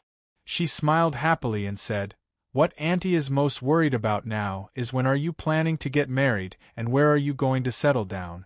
Although Lin Su said so, we can't let her suffer. At least she has to have a place to stay." Although Auntie doesn't have much ability, I can still help you gather the down payment. It's enough for you to get married. Back then, Lin Su gave me and Xin a way out. It was for your future. Don't tell Xin about this." Wang Li's words made Xin feel really ashamed. For so many years, the Lin family had treated him like their own son. How had he ever repaid the Lin family? "Auntie, you don't have to worry about these. I don't have many jobs now. With the help of my grandfather's old friend, I've already become the vice president of a group. My annual salary is more than $1 million. It won't be long before I can buy a car and a house." Xin was afraid that this matter would really become Auntie Wang's worry, so he had to tell her the truth. Wang Li was shocked after hearing it. "Really? Xin, is what you said true? You're not lying to me, are you? You've really become the vice president, and your annual salary is more than $1 million? Xin continued, "Auntie, I definitely won't lie to you. When you have time, go to Hangzhou for a vacation and you'll know." Okay. Auntie knew that you would have a bright future. If your Uncle Lin knew about this, he would definitely be very happy, Wang Li said incoherently. After she calmed down, Wang Li said casually, "Xin, there's something that I don't know if I should say or not." "Auntie, what's the matter?" "Just say it," Xin said, not minding. Wang Li sighed and said, "Xin, I'm old and I don't understand the emotional world of you young people. However, I still hope that you can keep your heart in check. Lin Su is a good girl. I can see that she likes you very much. I hope that you don't let her down. I won't talk about the past. Su Qin and Han Bing are both good girls.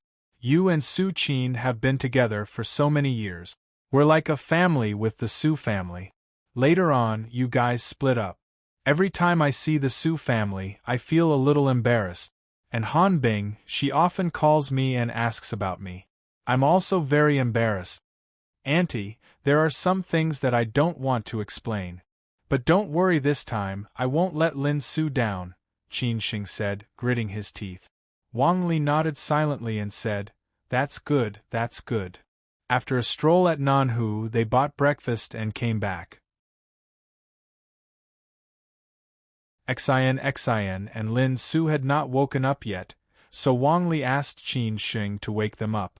Xin knocked on Xin's door first and only responded after a few shouts. When he reached his room, he pushed the door open and entered directly. What surprised him was that Lin Su had already woken up.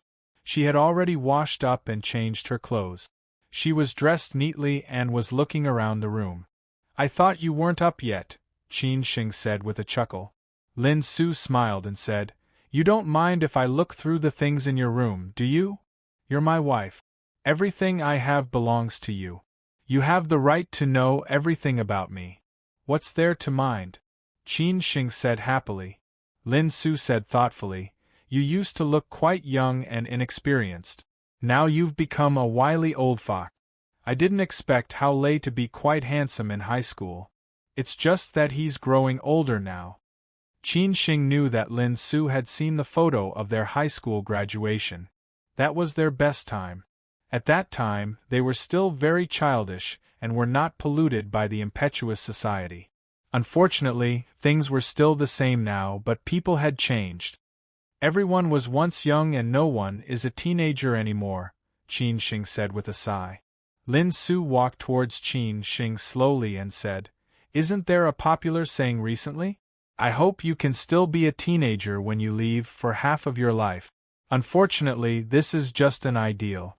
Who can still be a teenager after half of their life? Not forgetting the original intention is what everyone wants, but who can keep the original intention? If I didn't know better, I would think that you graduated from the philosophy department." Xin was very sad after hearing this, but he did not want to be sad and could only tease her. "Who's that beauty?" Lin Su suddenly asked without warning. Xin was stunned subconsciously, and then replied very honestly, "First love, Su Qin." "You are honest," Lin Su said with a sly smile, "but I don't mind your past. The more people who like you, the better my taste is, and it also shows that I am luckier than them. Are you still in contact with each other now? Lin Su did not play cards according to the routine at all. They were chatting happily at the beginning, but the last sentence directly changed the topic back to the previous one. Qin Sheng's mood was in a mess. He stared at Lin Su and said, I met her twice in Shanghai last year and have not contacted each other since then. Oh, she is in Shanghai, Lin Su said thoughtfully. Qin Sheng was really afraid that Lin Su would continue to be persistent, so he quickly pulled Lin Su and said, Hurry up, Auntie is waiting for us to eat breakfast. Qin Sheng's excuse was very good, and it made Lin Su come back to her senses in an instant. After all, nothing was important now. The most important thing was to coax her mother-in-law. When Lin Su and Qin Sheng just came out, they met Xian, who had just gotten up. Xian smiled at Lin Su and said, Sister, good morning. Qin Sheng and Lin Su were both stunned. They looked at each other and did not know what was going on. Before they came back to their senses, Xian had already walked to the dining room. Such a sumptuous breakfast, thank you, Auntie. After Lin Su walked to the living room, she directly flattered her mother-in-law. However, the breakfast was indeed sumptuous. There were buns, fried dough sticks, soy milk, porridge, pickles, and fruit. Wang Li had prepared a lot of them. Wang Li said happily, This child, she really knows how to talk. Hurry up and sit down, I guess you are all hungry. After they sat down, they chatted casually. Lin Su took the initiative to invite Xian, I heard from your brother that you will only start school in a few days. Why don't you go with us the day after tomorrow? We will go to Hangzhou to play for 2 days first, then we will return to Shanghai. You all have to work, don't let her bother you, Wang Li said very tactfully. Lin Su smiled and said, Auntie, it's okay. I am not busy with work, I can just take a few days off and bring Xian around. After all, Hangzhou is a good city. How about this, Auntie, you come with us? After hearing this, Wang Li shook her head and said, Auntie, I appreciate your kindness. Unfortunately, I still have to work. When you get married and have children, I will go over to carry your children. After hearing this, Lin Su directly blushed and did not know how to reply. Qin Sheng, who was beside her, could not help but snigger. Lin Su was so angry that she used her foot to step on him under the table. Mom, I have a few classmates in Hangzhou, I can go find them and then go back to school together. Xian really wanted to go to Hangzhou to play. She had been in Xi'an for the whole summer vacation and was almost moldy. Qin Sheng followed closely and said, Auntie, just let Xian go to Hangzhou with us. I have not been with this girl for a long time, it is a good time to make it up to her. All right, since you have said so, I will be too unreasonable if I don't let her go, Wang Li nodded and said. She was more or less reluctant to let her precious daughter go. She reminded, Xian, in Hangzhou, you have to listen to your brother. Don't cause trouble, understand? Mom, I know I am not a child, Xian said helplessly while drinking the porridge. After breakfast, Qin Sheng went out with Lin Su. The procedure was similar to the last time when they went back to Xi'an. They first went to visit their grandfather's grave, then went to see Lin Su. Just when Qin Sheng and Lin Su went out, Meng Zhe called and said that he wanted to treat him to dinner. Qin Sheng was puzzled as to why this guy was so well informed. Later, he found out that it was Hao Lei who told him.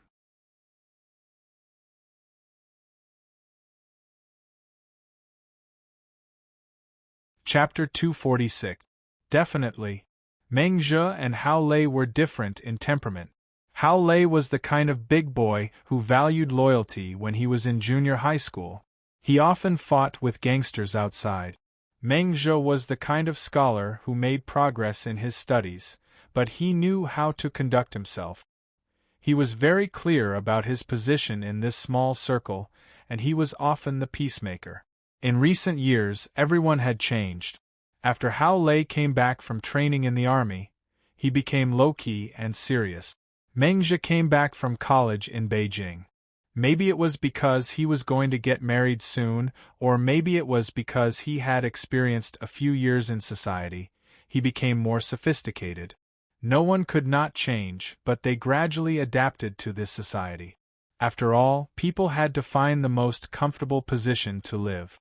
Qin Xing did not know the reason behind Meng Zhi's initiative to ask him out. He still treated Meng Zhi as a good friend, although they contacted less and less, unlike him and Hao Lei. Qin Xing drove straight to Zhongnan Mountains with Lin Su. The noon sun made the weather a little stuffy, but the temperature at the foot of Zhongnan Mountains was cool and comfortable. Every summer, many people went to the mountains to avoid the heat. After parking the car, Qin Xing and Lin Su carried things to the grave of the old master. These things were bought on the way. Except for incense paper and fruits, there was naturally the old master's favorite Shifeng 375. "This is the place where my grandfather rests," Qin Xing said, pointing to the inconspicuous mound in front of him. Lin Su was a little shocked. It seemed that in her heart, she had always thought that old Master Qin was a kind of unworldly master. After all, she had heard many interesting things about the old master from Qin Xing. How could he be buried in such an ordinary place after his death? "Are you very surprised?" Qin Xing saw Lin Su's expression and chuckled. Lin Su answered honestly, a little surprised. The old master likes peace. He found this acupuncture point himself. "I can't tell whether it's good or bad. He said that I can only erect a tombstone for him after I get married and have children. You may not believe this, but I don't even know his name until now," Qin Xing said helplessly. Lin Su said thoughtfully, "The old master is not an ordinary person." Qin Xing said earnestly, "I knew he was not ordinary since I was young. Many things that I thought were ordinary when I was young, but now I think about it. Some people can't even reach the level of one thing he did in their whole lives. So I really want to know everything about Grandpa and about my life experience. This feeling is getting stronger and stronger." Lin Su nodded gently and said, "You will definitely know. Let's not talk about this. Let's have a good chat with the old man," Qin Xing said with a faint smile. He placed the fruits on the grave and lit up the incense paper. After the incense had burned out, he sprinkled a bottle of 375 on the grave and knelt down. Lin Su did not hesitate and knelt down in front of the grave. She did not mind dirtying her expensive dress at all. "Grandpa, I brought my wife back to see you," Qin Xing said directly. Lin Su, who was beside him, said softly, "Grandpa, my name is Lin Su. I'm very lucky to have met Qin Xing and be with him. I've heard a lot about the past from Qin Xing. I know that you must be worried about Qin Xing. So Grandpa, you can rest assured. I'll take good care of Qin Xing in the future. Grandpa, I'm a good-for-nothing. It's been so long since I came to see you. A lot of things have happened in the past 6 months. I've made it through the blessings that I've saved for you. Otherwise, we would have met decades earlier," Qin Xing said with great interest. "I'm just talkative. You know that I'm not a decent person. But Grandpa, I'm very grateful for the road you paved for me. Without you, I might have lost my life. But Grandpa, don't worry. As long as I'm still alive, I'll work hard. One day, I'll be outstanding. I won't bring shame to you and the Qin family." The two of them stood up at the same time. Qin Xing did not intend to leave. He continued, "Grandpa, although you have been away from me for more than 3 years, your shadow is everywhere in my life. I really want to know about your past and my family background. Although I didn't care about it before, maybe I will know it soon. At that time, I will come to see you again and have a good talk with you." Qin Xing said, "Grandpa, although you have been away from me for more than 3 years, your shadow is everywhere in my life. I really want to know about your past and my family background." After saying that, Qin Xing was about to leave with Lin Su. Lin Su was surprised and said, "You're leaving so soon? Don't you want to stay longer?" "Grandpa often appears in my dreams. If you want to say something, I'll tell him in my dreams." "I don't mind waiting for a while," Qin Shing said casually. But he was a little confused. There were a lot of ashes and unburned incense sticks in front of the grave. The nearest one was still stuck in the grave. Even the weeds had been cleaned up. Who on earth had come to see Grandpa? Auntie Wang and Xinshin should have come. The old Taoist priest of Leguantai should have also come. Maybe Hao Lei had come on his behalf. After thinking about it, Qin Shing felt that it didn't matter anymore. He definitely didn't know that Qin Chang'an had come 3 times in the past 6 months. He didn't expect that Su Qin had also come twice. The latest time was yesterday. Lin Su nodded and then said to the grave, "Grandpa, then we'll go first. I'll come to see you next time." When they left Zhongnan Mountains, Qin Shing said in a low voice, "If there's a chance, I'll show you around Zhongnan Mountains. I'm very familiar with this mountain. We're like old friends. There are many old friends of Grandpa and me here. Next time when I come back, I'll take you to see the old house where Grandpa and I relied on each other. I haven't been back for several years. I don't know if the house is still there." "Well, okay." Lin Su just nodded and said. She would naturally follow Qin Shing to see his past. When they arrived at the prison, it was already past 3 o'clock in the afternoon. Qin Shing and Lin Su didn't wait for long before Uncle Lin came out. He looked good, much better than Qin Shing had expected. "Uncle Lin." Qin Shing quickly stood up and said, "A short time ago, your aunt came to see me and said that you'll come back during this period. I've been waiting. I haven't seen you for more than half a year. I don't know how you're doing. I know that you won't tell your aunt anything," Lin Shi said very kindly. He didn't have any imposing manner in the past, leaving only a calm smile. Qin Shing said guiltily, "Uncle Lin, I've made you worry. I did go through a lot in this half a year, but it's all in the past. It's all in the past. I won't ask more. After all, I can't help much. You're a smart kid, you know what to do and what not to do," Lin Shi said after sitting down. Then he looked at the graceful beauty beside him and asked, "This is?" "Uncle Lin, I almost forgot to introduce you. This is my girlfriend, Lin Su. This time I specially brought her back for you and Auntie Wang to meet," Qin Shing said softly. Lin Su pursed her lips and smiled. "Hello, Uncle Lin. Good, good, good."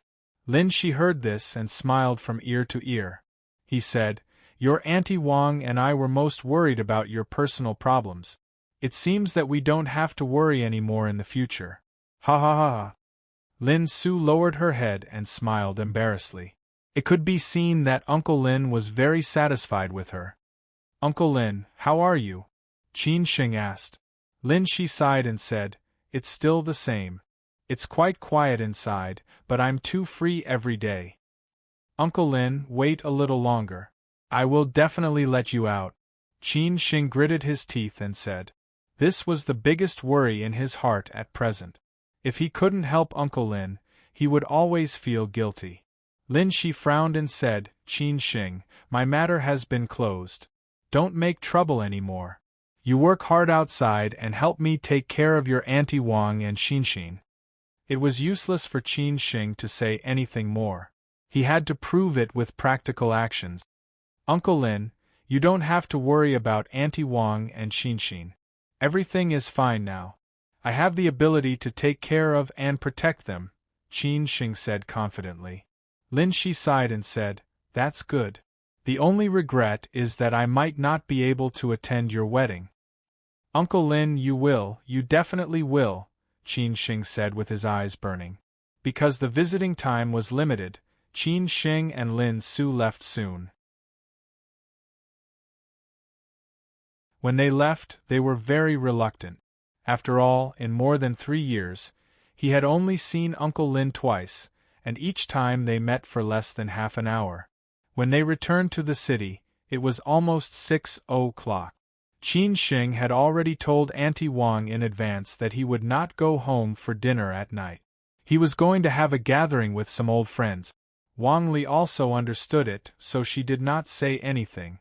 This time, the place for dinner was not chosen by Wu Hao and Zhao Xian, but by Meng Zhi. It was not a high-end restaurant, but a barbecue stall that they used to come to often. It was located next to the Huaran Wanjia Square on Yantan North Road. The small bamboo stick barbecue in the Sea of Bamboo in South Chuan was their favorite.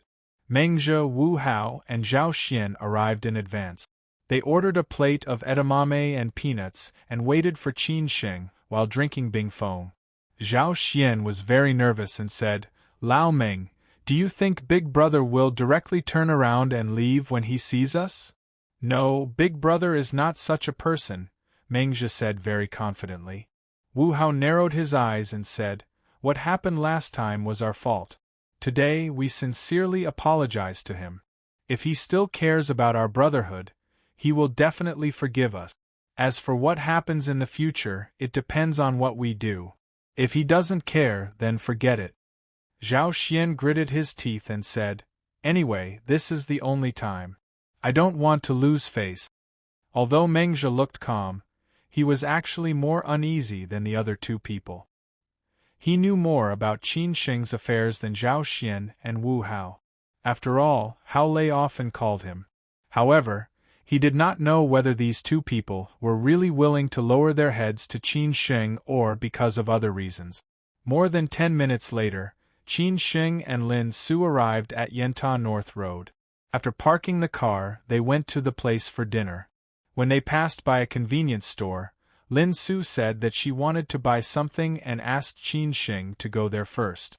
She would come later. Qin Sheng did not think much and went there first. Anyway, it was very close.